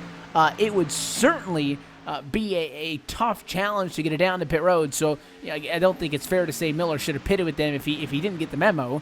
You can't really just hope that you can make it stick coming down pit lane, or at least, making that dive 50 or 100 feet later than everybody else. But he's got to live with it now. New group, new faces, as Andrew Ferdinand assumes the race lead. Part of the thinking, though, too, maybe, he is working with Connor Horn, I should note.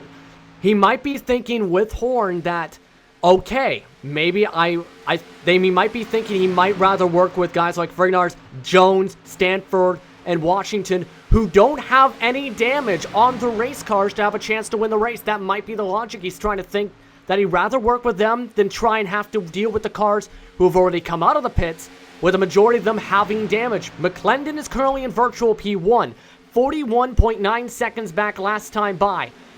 Here's the thing. Is that going to stick is the question. All the remaining drivers in said group of the drivers who stayed out are in.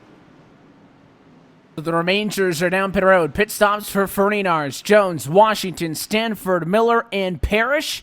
It'll cycle things through, and in the blink of an eye, 2 groups, everybody's onto the pit lane. Now the question is, who ends up in front? You would think the lead pack has the advantage simply because they were pitting from the top 5 spots, where these cars were pitting for about the back half of the top 10. You're going to come into pit road, you need fuel. You have enough time just by nature of getting a full tank to go for 2 tires.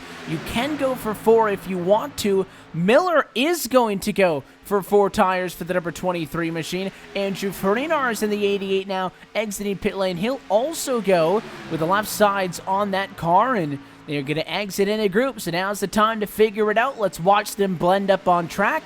And keep an eye for that pack of fast cars. They are coming in a hurry, side by side with the 51 and the 20. And I think they're going to easily end up in front of this one. We'll find out on the backstretch.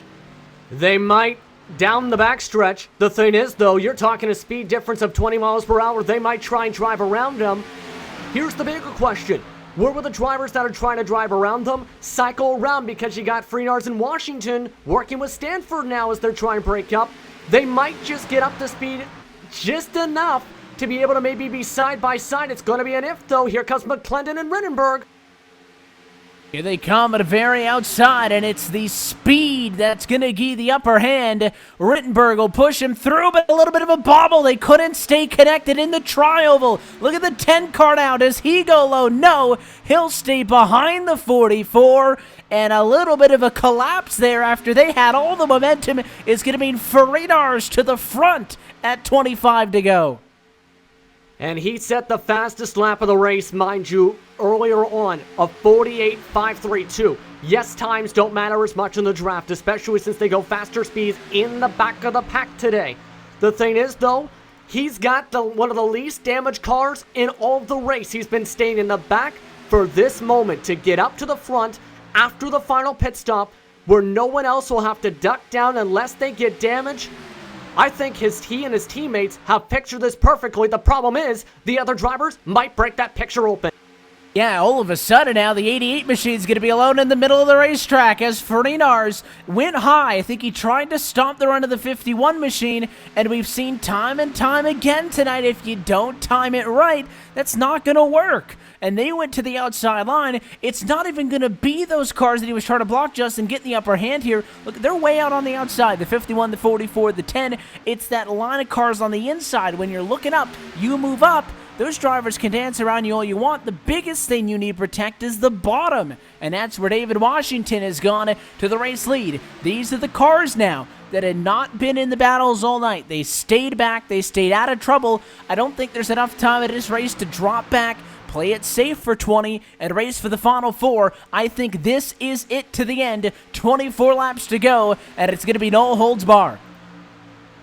Let's put it this way. One of their teammates, Dylan C. Jones, actually lost the draft to his own teammates in this entire lead group in 14th position. He is 7 seconds back of the race lead because of where he came out on the pit stop. They can't help him now. It's whoever's up at the front and whatever friends I may find. Once we get to 10 laps to go, that's where everything's going to come off the rails. Teammates or not, you try and work with whoever you can. Stanford getting a shot from Washington to try and retake the race lead out of 4. A good kick in the rear end to get him up and going as these drivers now racing out to the end. It's all going to be about jockeying for position on the longest green flag of the night that we've seen thus far. It comes after the big one. Of course, if you just get with us now late in this big wreck, took a lot of the fast cars out of this one after they wadded them up in 3 and 4. Basically, 2nd through 7th were wiped out of it, opened the door for a lot of these drivers. They might be thinking, well, Washington and Faridar's aren't names that need wrecks to come through, but it's the strategy that played through in this one, and it could end up being the race ready to boobs as a successful transition to the outside for Stanford up atop the 88. And it was a different point of attack, too, especially for the man in that 88 machine tonight. In the first race of the season at Daytona, he was sent up in the air in one of the biggest wrecks of the night. I think that may have played a factor in how differently his entire team may have wanted to approach this race. They didn't want to get involved in another big one like that, like the one we've seen taking out a majority of the contenders. This time, they decided, you know what, let's play it cautiously until the right place at the right time, and now they control the front two cars in the top in the middle, and the bottom lines, as well as the second car in the bottom line that can help whoever tries to cycle back on down for the push. Now the big question is, does Freenos come down because McClendon's pushed him a car length and a half ahead? A push to the lead, and it is going to give the 88 an opportunity to dive back down, so we'll see if Faridar's, again, there it is. I was curious if that move to the outside that didn't work. Spooked him. Oh, and he's going to get turned. The 88 gets tagged. Washington, Faridar's around. Caution with 21 laps to go. I don't think anybody in that one gets totaled, but wow, what an incident there. As we'll take a look back on the LSR TV replay, the 51 of McClendon got loose, got turned off of the front bumper of Kurt Rittenberg. It turns him into the 98 of Washington. Washington turns Faridar's, and everybody goes spinning, but I don't think anybody really got nailed in that. That's going to lose a lot of track position, yes. There's going to be some unhappy drivers, yes. But again, that was a case where you don't push in the corner. Even the corner exit that time, Rittenberg didn't line himself up with a back bumper to even make sure he can get a clean bump. He got the right side bumper of McClendon. That's what bumped him around. He tried to save it. Problem is, the second he saved it, he was right into the quarter panel of Washington. Both of those drivers, though, lucky that no one else hit them. They both locked it down. Freenars just avoided getting into the pit lane to get a possible penalty, and both of them, although lose track position, they both avoided significant damage to their cars and might still be able to be contenders at the back of this pack. The question is, can they regroup? They also have an air positive. Dylan C. Jones, they can try and work with him now, potentially, to get him back into the conversation with that caution, that small little caveat. Yeah, he'll end up P11. That's certainly within striking distance. When you're talking about 2x2, he'll only be on row 6. Jones has got an opportunity. I'm really curious what the damage is going to be on David Washington and Andrew Freenars. Obviously, Washington front damage because he turned down into Freenars after getting hit. Freenars damaged on the left rear, which is where he therefore got hit in that pinball. You do not need fuel to make it to the end of this race. The driver's coming down to the pit lane now, in for damage repairs. If I'm them, I sit down there for 2 minutes or whatever it takes, get it fixed up as much as I can. That car will never be 100%, but most cases, and in the yellow previous to this one, Justin, you get turned in the middle of the field, you're going to get hit by a car doing 200 miles an hour. That didn't happen to Freenars or Washington.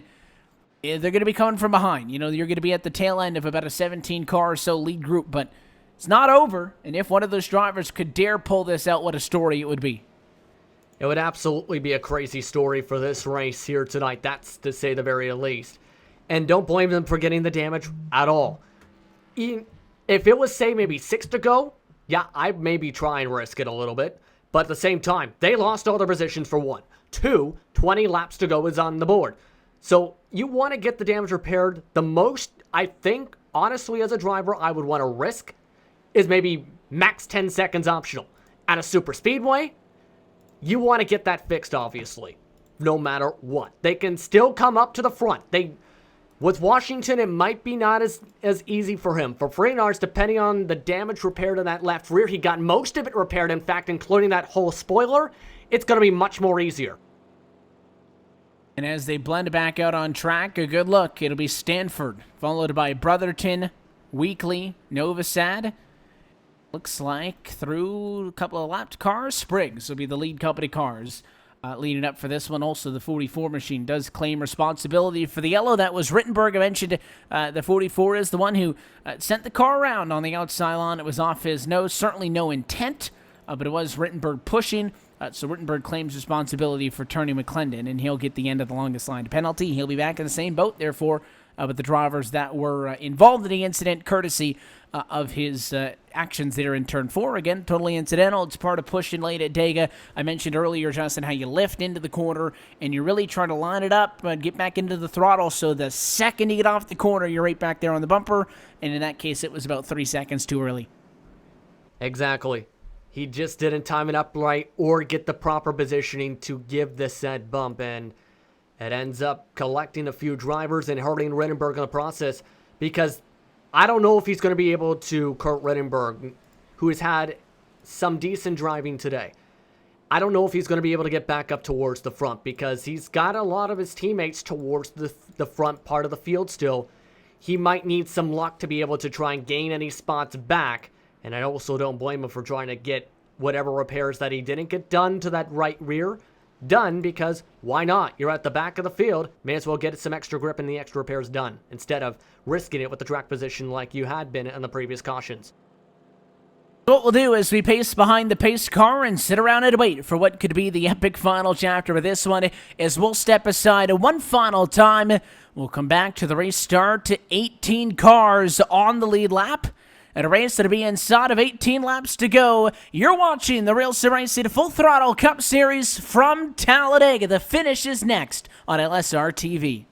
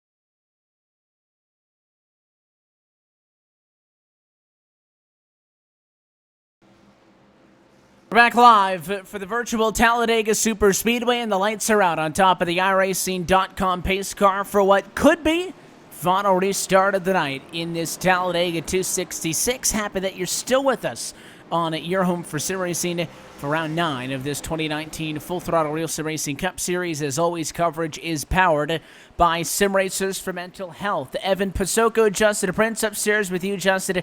It is Eric Stanford in control of the field. We made it through green flag pit stops. It was all set, but a little bit of contact in turn 4. Sent some of the fastest cars spinning. Not out of this race, though.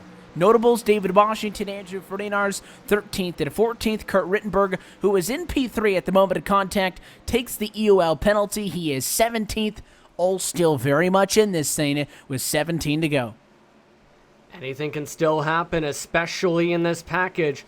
The question's going to be, can those teammates now that have involved in that incident, Washington and Ferdinars, work with Dylan C. Jones, who came down with them to get to the back car to be a pusher now for this line? Can they get through some of the damaged cars in front of them and get up to the lead pack in time?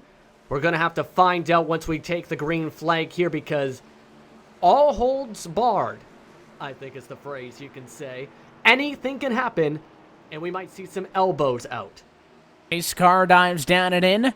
Of course, start-finish on at Talladega, significantly further off and away from pit road entry than it is at any other racetrack, not the center of the tri-oval, down by the exit pit lane in the short chute to turn 1. So while Eric Stanford could go now, of course, policy in the series is on the pace car, probably just wait to the restart box for the green flag. He is relying on the 10 car, Akela Weekly, to give him a shove. Green flag in the air. Is it the last time? 17 more laps to decide it. And a clean run for the top 3, but they did get a bit of a cushion, though. John Fowler, though, he does have that back damage that might have led to that parachute fuel. But take a look at Ferdinars. He's trying to push some of the cars with damage and might actually try maybe make it 3 wide on the corner. It is 3 wide now down the backstretch. It's Cadell, the 69 car, pushed by the 23 of Jeremy E. Miller as they go to a very third line. The middle's open, but they want to go all the way to the front. Here they come, locked up into turn 3. 3 wide for the race lead from Talladega. Weekly going to abandon the middle. He'll go to the inside. So now it's Brotherton leading the middle. No immediate draft help. Can that outside keep the momentum? It seems like it gets those big spurts, but it just is not sustained. Everybody's 3 wide. They might need one more car to catch up to them to be able to get the run. Maybe a 3-4 car tandem. But that's going to be a big F here. Still 16 laps to go. And everybody 3 wide in multiple different spots. You got right now Ferdinars trying to make it 3 wide nearly off the corner exit. And working out with Washington and Jones up the middle.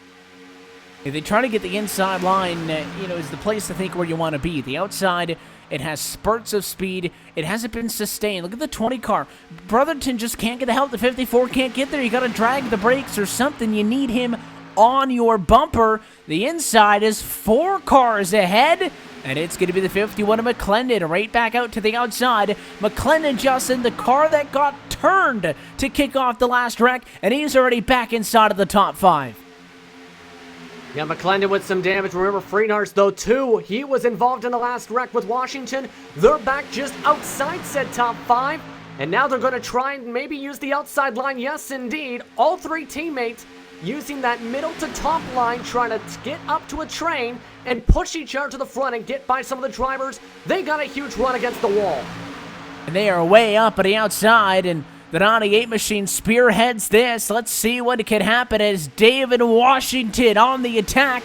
For really the first time, he's going to get turned. There they go in 3 and 4. A second big one strikes, and it is all of your race leaders at lap number 86. That third line was coming, and the reason they had so much speed, Justin, was that push, and that push proves to be detrimental. They were locking up bumpers, but too much bumper speed is the thing. Ferdinars pushing Washington all through the corner. Ends up carrying too much momentum because Washington blipped the throttle a slight touch when he hit 200. Gets hooked around, another big one. Eric Stanford, the cleanest car to avoid it. McClendon avoided another incident. But multiple drivers for the second time that were a part of the lead group tonight destroyed, and what is a fourth incident involved at least now for Brian Spriggs in that mess too. Sometimes when it rains, it pours, and you just simply can't get into the right spot. And I don't think you could really, I mean, in the literal sense, you do have to fault somebody. There is going to be, of course, if it's not claimed, a review. And Andrew Freenars, as I say that, claims responsibility for the yellow. He knows he pushed him and turned him. But I think at this point in the race, 14 laps to go, you're trying to make a third and very outside work. You have to push like that. I don't think you have an alternative. You can be mad that, it's your third incident of the night. You could be mad that it's your first. You hang back, you finally decide to go for it, your car's junked, and United ends up just as bad as anybody else's. But I think at that point, you have to race. And that's what happens when you race 3 wide at Talladega. It's the nature of the beast. Great point, exactly. That was what I think they were doing, saying, this is our chance to maybe try and control the momentum and work with Stanford to try and make it a team lock out of the top 4. The thing is, though, you also have to have limitations. With that kind of a move, you have to, I think, not let up as much, I should say, but you still don't want to end up making contact with a bumper. What I mean is, you want to kind of leave an air pocket. The thing is, Freenars didn't do that. He tried to give a shot like he had gotten from his teammates earlier on. The thing is, Washington just couldn't handle the bump and ends up getting involved. Brian Spriggs also an end of longest line penalty in this incident. A lot of cars limp down to the pit lane. It is time to assess the damage and see where we sit after that one. Eric Stanford's okay. Todd Novosad, Jonathan Cadell, along with Scott Brotherton and Sean Kalis, your top 5. Kurt Rittenberg, Shane Paris, Scott McClendon, Andrew Jones, John Fowler, your top 10. Those last 3 names I mentioned are all on pit road. So 6. There are 6 cars not in that wreck. The question's going to be which 6 are going to make it to the checkered flag at this point. Hate to be the downer.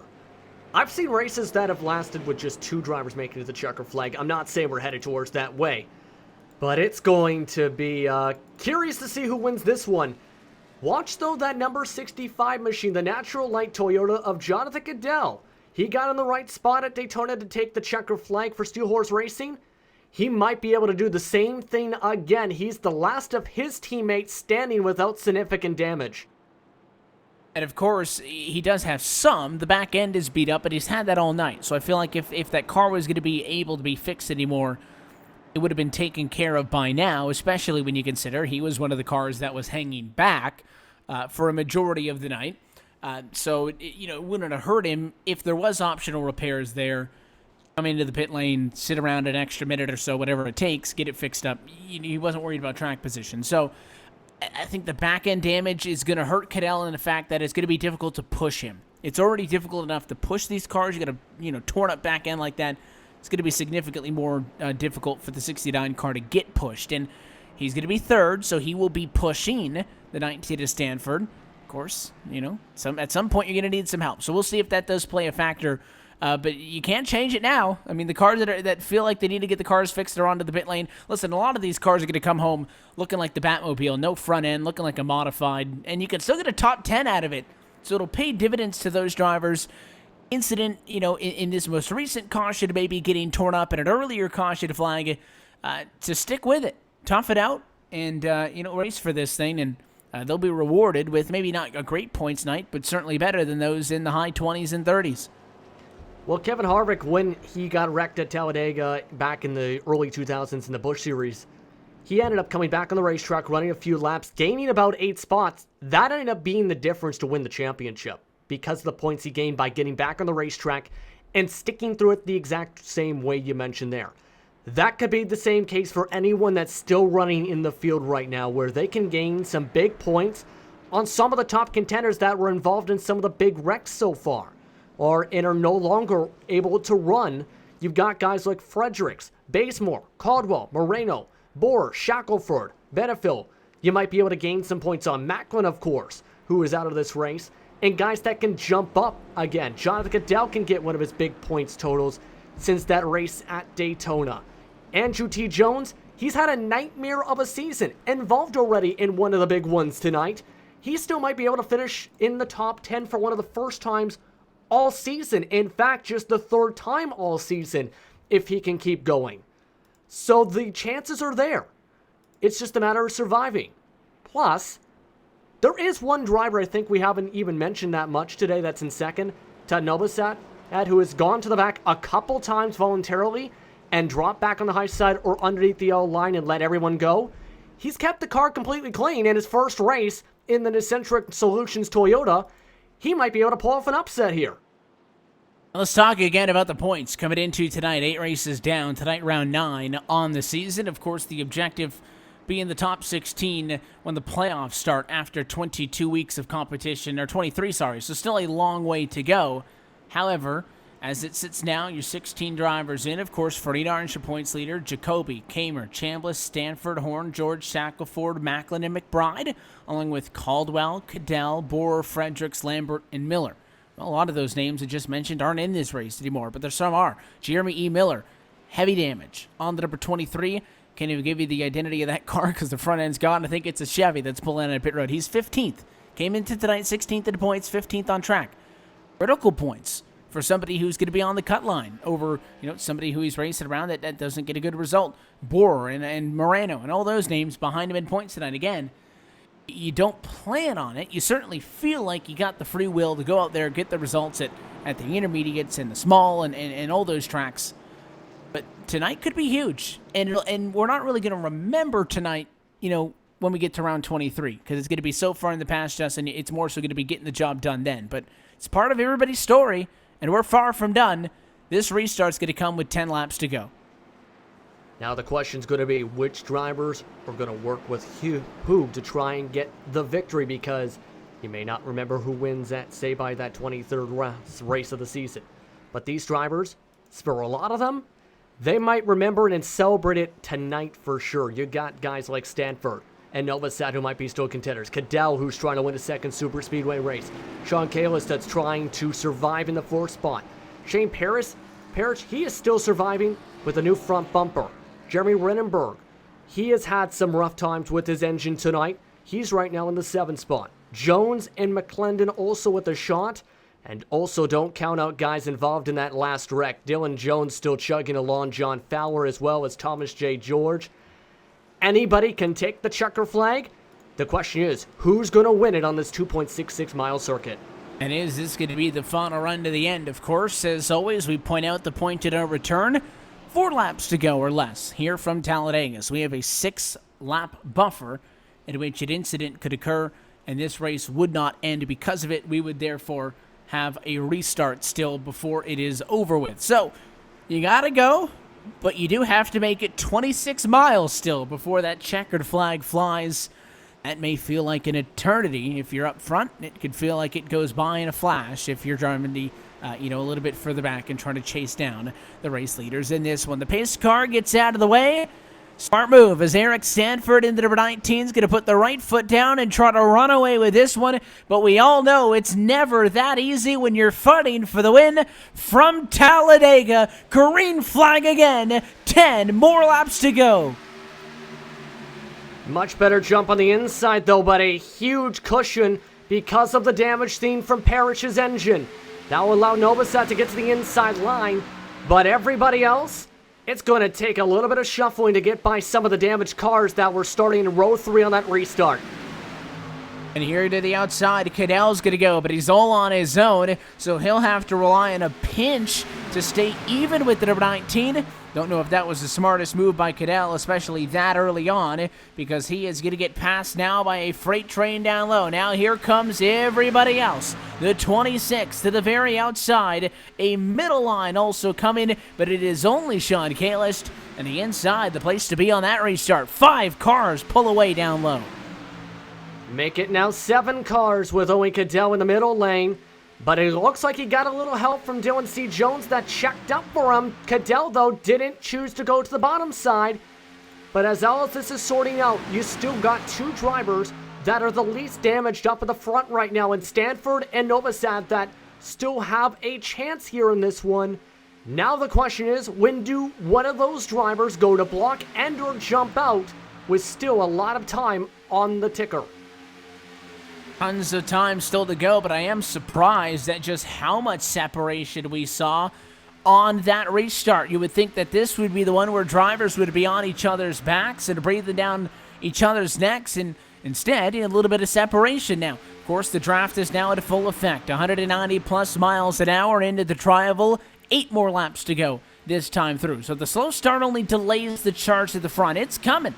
Those names, Cadell, who made the move to the outside early, he falls to 9th. That move proving to be costly. It looks like Ferdinand's too much damage to be in the battle. He's a straggler back at 15th, so he's not going to be able to fight for this one. David Washington also unable to get back into it. So I thought those two might have been okay. They're out of this one. For now is the main thing, though. Look, they're all lining up between Kalis McClendon, Jeremy Renenberg also joining in. It looks like now Cadell's maybe trying to cycle back and let the drivers try to sort out and pick which line he can actually get the run. He's choosing the bottom for the time being because it's 3 wide, a couple cars in front.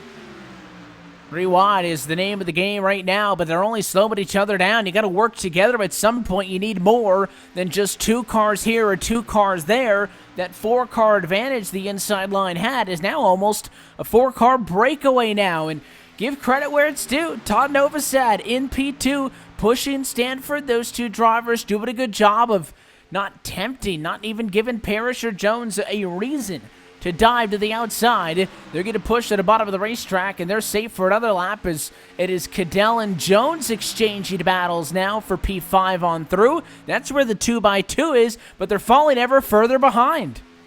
Dylan C. Jones to make sure of which Jones. He's trying to catch up to Andrew T. Jones. But the main thing is, though, Cadell is at least 2 to 3 miles per hour of everybody else behind him. That's why he's trying to shuffle around. He's now trying to get a huge run off of Andrew T. Jones's backside. 6 to go at the stripe this time. The 19, the 34, the 18, the 64. That's how we run them. Cadell now also forming up with Andrew T. Jones as mentioned. 5 cars, 6 if you include Kalis, but I really thought, Justin, when we saw that 3 wide, that they were going to work with each other, but they were too busy worried about blocking one another, that it hurt all of them. This pack back here, with Dylan C. Jones, Fowler, McClendon, Rittenberg, you're a second up back. They're 3 wide, and they're a second off for the race lead. That's not helping anybody. You're not helping yourselves right now. The clock is ticking. 5 laps left at the board this time through. 1 lap away from making this one official. Yeah, the more they shuffle around, the more likelihood they might actually lose the draft of the cars in that second group now at this point. They're able to line up, though. They finally got, I think, to what they wanted to have sorted out for that set line, because they're able to close up. The thing is, though, because of the side-by-side between Cadell and Jones, who, mind you, Jones is side-drafting like a stabbed rat, to say the least, on that bottom side, they lost a lot of time. Cadell's going to need to hope he can get some kind of a run to have a chance for that lead group, which Shane Parrish is still holding on with despite his wrecks in this race. And he's did a very good job of overcoming some of those trials and tribulations as he sits 3rd and arguably could be in one of the better positions. So many times at Talladega, we see that second car go high, and everybody forgets about the 3rd car in line coming to the start-finish line. You saw that very thing in the peak race last Tuesday here on the iRacing Sports Network, but there it is, lap number 97, the point of no return. This race will end either under caution or, if we get to the white flag, under green to lap number 100 as we close in at a mile marker number 266. Cadell is there, though. The 69s join the party. Andrew Jones, Dylan Jones, McClendon, Kalis, and Fowler. The whole crew's here in the nick of time. 8 cars, 9 cars now even going to fight this one out. Has to block the bottom, does exactly that with Dylan C. Jones behind. He was a bit faster than the top 2. But he's going to need 3 cars on that top line to get around the front 3. Because there's not enough space to get the job done with just himself or even just Jones, who nearly got to the back of him and had to check up. He has to lift. And again, you want to be up on the bumper, but you have to keep in mind, is it still worth lifting? We talked about some of the close calls. Drivers cutting other guys off and people cutting them brakes earlier on in this race, at lap 15 or whatever it was. I told you, well, we weren't going to see that at 95. Lap number 98, maybe. a little bit of smart driving still left out there. It is a single file train. First position through 8th. Stanford, Novosad, Parrish, Cadell, Jones, McClendon, Jones, and Kalis. Who is going to make the move first? Do we go to a second lane? Do we go to a third lane? Popsicle 6th in the air this time, looking for 2 to go.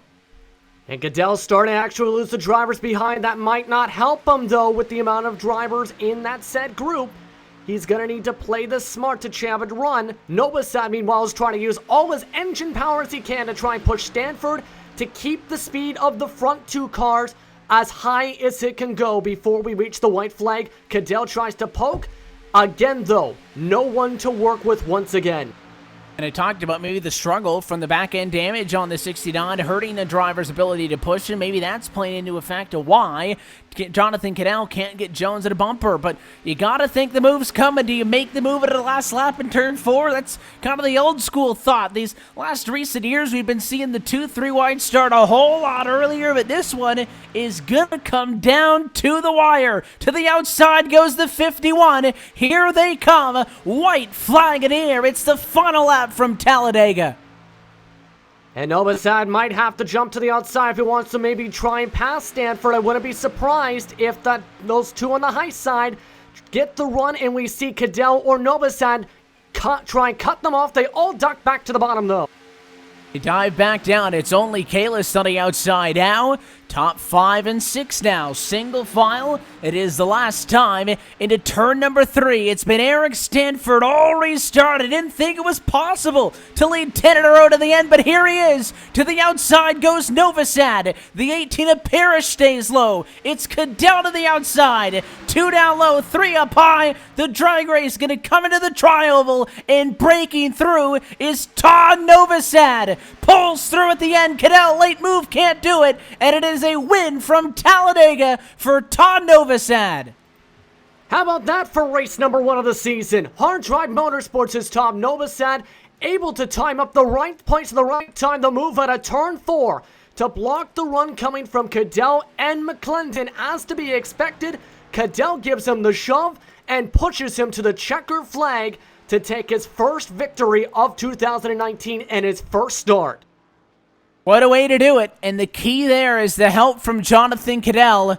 If Cadell doesn't go up there with that 3rd car in line, Stanford staying true to the bottom, Novosad would have been left out to dry. And, it's not a selfless move by Cadell. He looked late, but he knew it was too late to make it happen. He's still able to cross the finish line in 2nd position. But Todd Novosad was patient, fought off the urge to make a move like that earlier on, and it pays off 1 for 1 with a win in his first race of 2019, and it just happens to come at Dega. And you hit it on the head. He played it patient from the start. He qualified this race in 13th. He was up towards the top 10 a lot of the race, but when he was up in the top 10 and started seeing the signs of potential trouble, he elected to go to the back, keep himself away from that trouble, and that's why he kept the cleanest car of the entire day out of the entire field. That got him to the right place when he was ready to make a move to take a checker flag. And he is going to be headed to victory lane, like I said. Batting 100. First time of the year he's on track, and he gets the win in the Full Throttle RealSimRacing Cup Series. We'll take an opportunity to step aside when we come back the post-race show. We'll take a look at your results, talk to your winners, and get you set for a trip to the Monster Mile next Monday here on LSR TV and the iRacing Sports Network. Plenty more to come, but the post-race show is next. You're watching the 2019 Full Throttle RealSimRacing Cup Series, powered by SimRacers for Mental Health. The most realistic online racing sim ever made. This is iRacing. Detailed laser scan tracks, fully dynamic real world cars, and over 50 series to choose from. 6 online world championships offering over $100,000 in annual prizes. This is the original esport racing game. This is iRacing.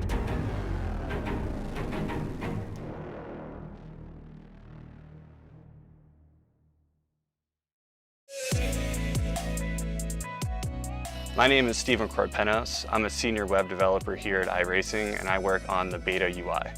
It's funny because iRacing has been around for 10 years, but we want to keep delivering the best possible user experience to our customers, and we've found that the old UI isn't exactly what we're trying to deliver in 2018. We want to use new features and provide the best possible experience when using the sim. One of the projects that I've been working on is some custom heat racing configuration for hosted races. We've been listening to our customers. Everyone's been asking for custom heat races. Maybe you want to tweak a few things with the preset iRacing configurations. Well, now you can using the beta UI. So once you're at the homepage of the beta UI, you just go to create a race. Then from there you go to your set race options. And you'll notice here under event types, you can actually choose heat racing. First, I'm going to show you how to create a new format from scratch. You can choose the number of entrants. And as you can see, when I made that change, the change was actually reflected on the right side in the graph. Also, you can use the estimated duration at the bottom of the graph when you're changing the length to see what the total duration of your event will be.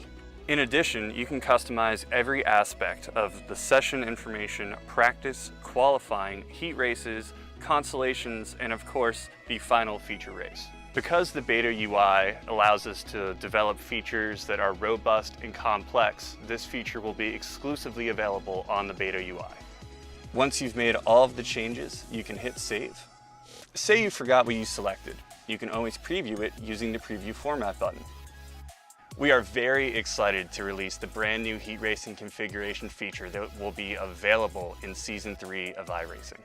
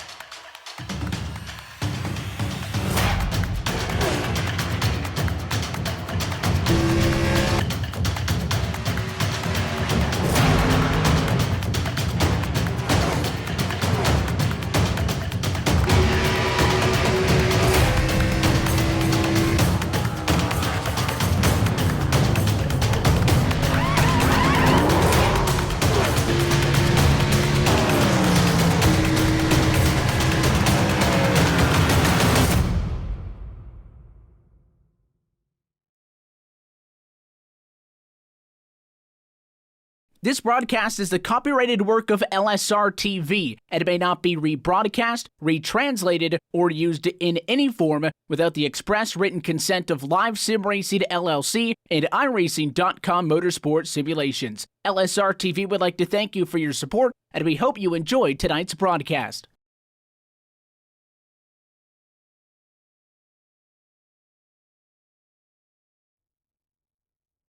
And we're back live from now a quiet Talladega Superspeedway following tonight's round 9 of the Full Throttle RealSimRacing Cup Series powered by SimRacers for Mental Health. What a finish as Todd Novosad goes to victory lane, start number 1 and win number 1 for him in 2019. We'll catch up with him, rest of your top finishers in just a moment. First, want to welcome you back into the LSR TV booth, or myself, Evan Pasoko, joined by Justin Prince, along with our producer, Brent Wheeler. Let's look top to bottom at tonight's full race results. Novosad gets the job done. He spearheads the way in these Ford Entertainment Group for full race results atop Jonathan Cadell and Eric Stanford. All of your top 3 finishers, in fact, your top 9 all start outside of the top 10 in this race. But we'll catch up with the top 3 in just a moment. Scott McClendon does finish in 4th spot with Shane Parrish in 5th. Dylan Jones, Andrew Jones, along Sean Kalist, Jeremy Rittenberg, and John Fowler round out your top 10. Scott Brotherton finished 34 seconds back in 11th, with Thomas J. George being the last car in the lead lap, just about a second or two in front of that photo finish towards the front. Kyle Kamer came away 13th as the first driver lapped down. Andrew Freenarch charged his way to 14th to try and gain as many points as he could after the big one. Kurt Redenberg, Jeremy E. Miller finished off 15th, 16th. Kip Weekly in 17th, 6 laps down. Rhett McBride finished 9 laps down in 18th. Brian Spriggs, also DNF, 14 laps down in 19th. David Washington, 15 laps down, rounds out your top 20. And everybody else on the record by the time this one was done, but it includes 21st for Brian Lambert, 22nd is Brian Backlund, Anthony Fredericks 23rd, James Pasquarella 24th, and Matthew Miller in P25. Jeremy Bazemore is 26th, 27th, Nick Caldwell, Tom Morano 28th position, along with Brad Bohr, your pole sitter. These are drivers wrecked out early. He finishes 29th, Skylar Shackelford 30th, and Adam Benefiel in 31st position. That's been a look top to bottom at your Ford Entertainment Group full race results. FEG PC has been serving the iRacing community with custom-built affordable computers specifically built and tuned for iRacing. Your PC will come with everything you need preloaded so you can get racing as soon as it hits your doorstep. Get yours today and join the 600-plus iRacers already enjoying a Ford Entertainment Group PC. PCs to fit every budget from $540 and up. You can go online to www.fegpc.net and mention code LSRTV10 and get your next build quoted today.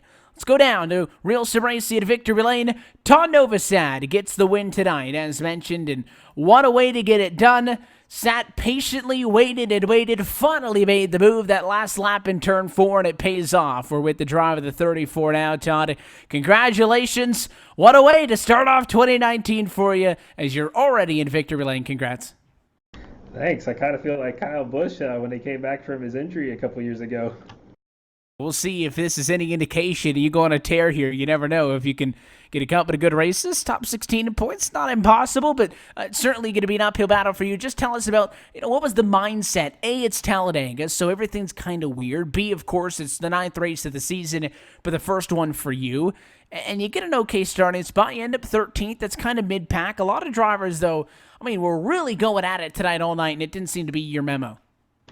Nah, I kind of take the Ryan Newman approach to when it comes to restrictor plays. Just ride around in the back until it's about 20 to 15 laps to go and see where I can go from there. And like I said, luckily it paid off. This new draft package obviously changed things up a little bit compared to what we saw in our season opener at Daytona, but it certainly looked like when you wanted to and you had the runs, you could end up 3-4 wide at times, but late in that one, it kind of reminded me of the drafting, from the Car of Tomorrow era where you wouldn't make that move till late. I feel like in recent years we've been seeing guys making moves earlier and earlier and just being a complete free-for-all, 2-3 wide on those last laps. But you had the positioning that you wanted. You ran there second in line. You did a very good job pushing Eric for that entire run after he brought us to the green flag.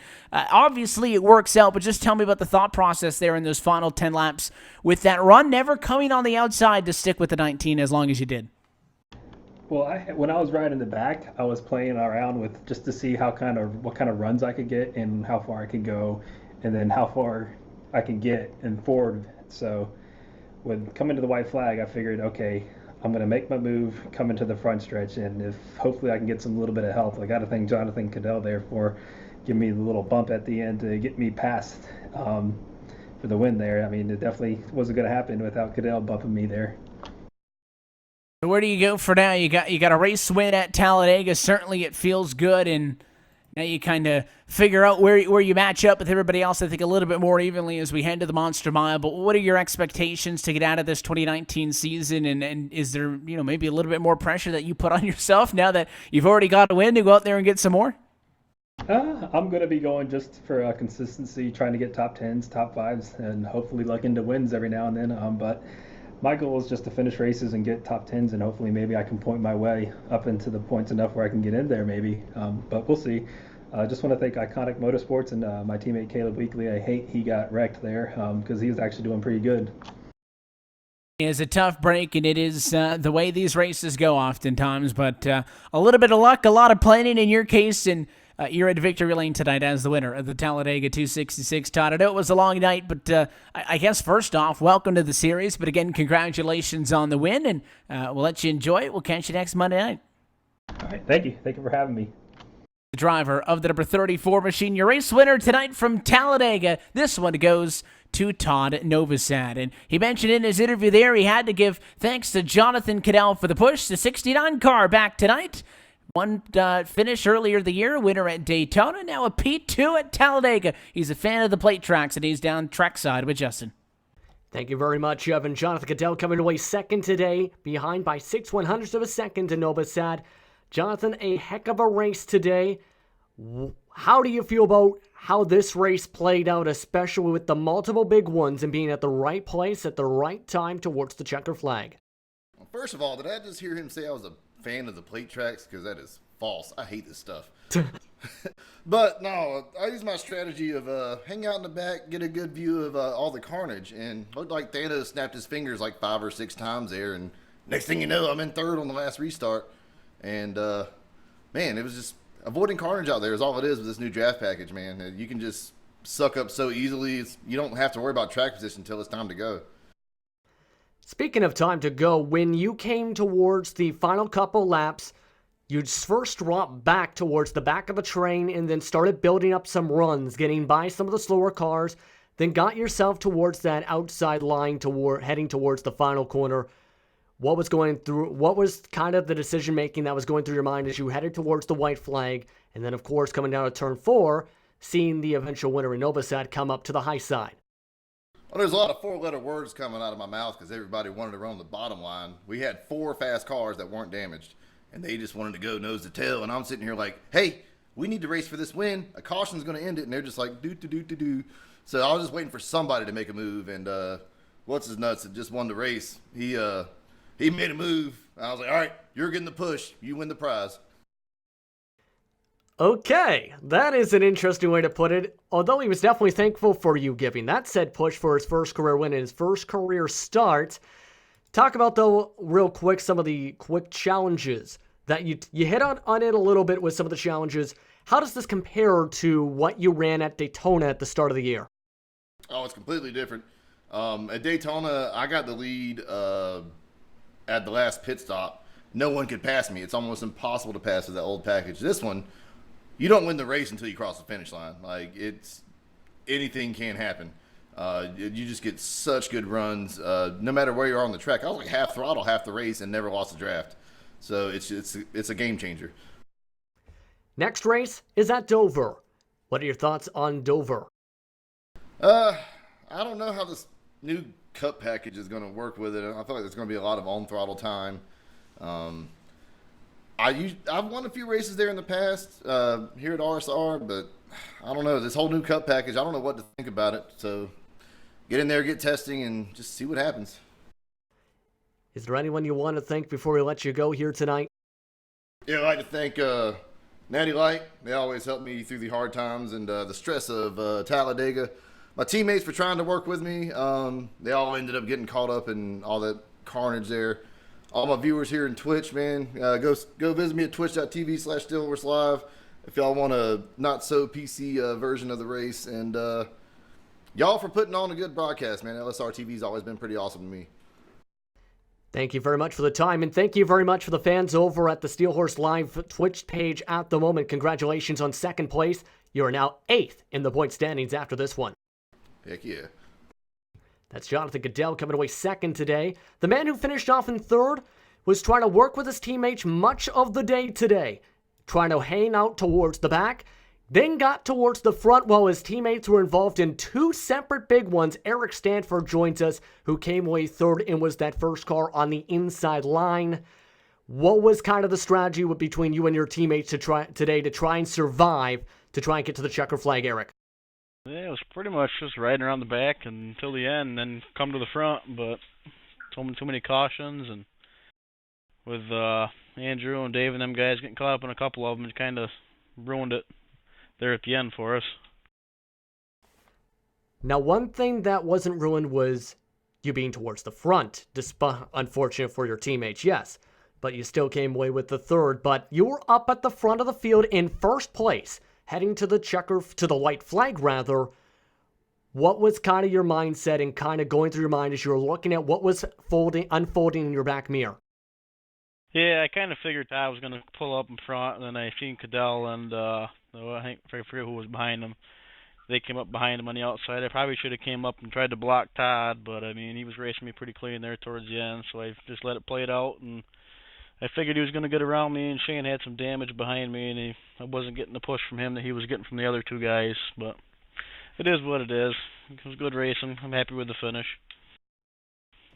And real quick, I asked this question to Jonathan Goodell about the comparison in his opinion to the package ran at Daytona to this new draft package that made its super speedway debut at Talladega in real life this past weekend, and on the sim last week of the Peak Series, as well as today here in the RSR Series. What was your thoughts on this package? Well, they definitely suck up a little better than the last draft package they had. Makes it a little easier to catch up to guys. Last guy in the pack can actually catch up now, so I think overall it makes the racing better. Speaking of racing, there's more racing coming up at Dover next week, the Monster Mile. How do you feel about the Monster Mile and the preparation your team has put towards trying to have a rebound finish as a collective next week? Yeah, we've been practicing there a few times this last week. Probably going to do some more this week. We're all pretty decent there, and I know Andrew's really fast there, so I know it'll be a good week for Andrew. Davey's quick there too, Dylan the same way. If we all have a good day, I think we probably all come away with the top 10. We'll see if that's indeed the case, and we'll see if you can get some of the rocket boosters from Andrew's car potentially for Dover as well, based on some of the pace I've personally seen in the past. Is there anyone you want to thank before we let you get going here tonight, though? I think everybody over at Aegis, Andrew, Kyle, Shane, Sean, Dave, Dylan, Daniel, and sksimracing.com. If anybody's looking for any parts or anything electronic, check it out, sksimracing.com. Congratulations on the top 3, and congratulations on the plus 13 in the race overall tonight. Thanks. That was Eric Stanford coming away in P number 3 tonight, finishing an exact .068 back from Noah Sad at the time of the checker flag, Evan. Yeah, those top 3 all squished in there. Less than a tenth of a second separated him. It was 3 wide at the line, but it is Todd Novosad who comes out on top. Big thanks to him, Jonathan Cadell, Eric Stanford, for giving us some time here post-race after a long one from Talladega. 266 miles, again, longest one you'll see on this 2019 campaign. And for all of the question marks, it was a very Talladega race. I mean, we saw drivers try to hang to the back, show up late. We saw drivers who just drove like madmen the whole race, and some people who kind of walked the rope in between. I will say, though, I was surprised late that we didn't get a group of cars, and you heard Cadell talking about how he was trying to get some cars to go to the outside, but they were all on the bottom there, how they stayed single file for so long, and it's a learning process. Maybe that's just how this package works. I would have thought it would have been the complete opposite effect, Justin. We'd be 3-4 wide. Instead, it's single foul to the end. Credit where it's due. Novosad does a very good job pushing to the last moment, jumps out, gets the job done. The assist to Jonathan Cadell, and Todd Novosad's 1 for 1. Yeah, a huge victory as well, but the one thing I do want to mention in terms of that point, for some drivers, they might have been thinking point preservation, trying to make sure they didn't lose any more spots after a crazy race. But for the drivers that did jump up and get to that high side, Novosad, Cadell, even Scott McClendon, who came away in the 4th spot overall today, they reaped the benefits. They could have fell if they stayed single file like we might have seen in some of the previous packages here at the super speedways. They might have been at least 4 or 5 spots down the grid and might not be able to get the runs that they did. They just timed it up to the right moment, especially Novosad to get up towards the front when he said, you know what, let's make this move now instead of stay in line and try and get a checker flag. And in turn, we've seen an upset winner here tonight. The question is, though, does he carry that momentum to the Monster Mile? A different beast, another track where we'll see the new draft package make its debut in the series, and a completely different driving handling, because as Jonathan Goodell mentioned, a lot more on time on the throttle, which could see some record-breaking times, and even in some cases, some drivers might not even use the brakes. We'll have to see, though, come Monday. And ironic that Dover comes the week after Talladega. That's the Monster Mile. It's a racetrack where it could bite you, the craziness could ensue, and it could be a special result. However, it does take a lot of skill, and we'll see who can tackle that one next Monday night. Although that's going to do it for us here tonight from the Talladega Superspeedway. On behalf of our entire team at LSR TV, the folks behind the scenes, the people up at the booth that are behind the scenes every single night on air, and of course, for your broadcast team tonight. For myself, Evan Pasoko, for Justin Prince, for Brett Wheeler, we want to thank you for tuning in. Congratulations to Todd Novosad, a first-time winner in the Full Throttle RealSimRacing Cup Series powered by SimRacers for Mental Health. We return from Dover next week, Monday, May the 6th. That race and every race can be found right here on LSR TV and the iRacing Esports Network. Until then, though, good night from Talladega.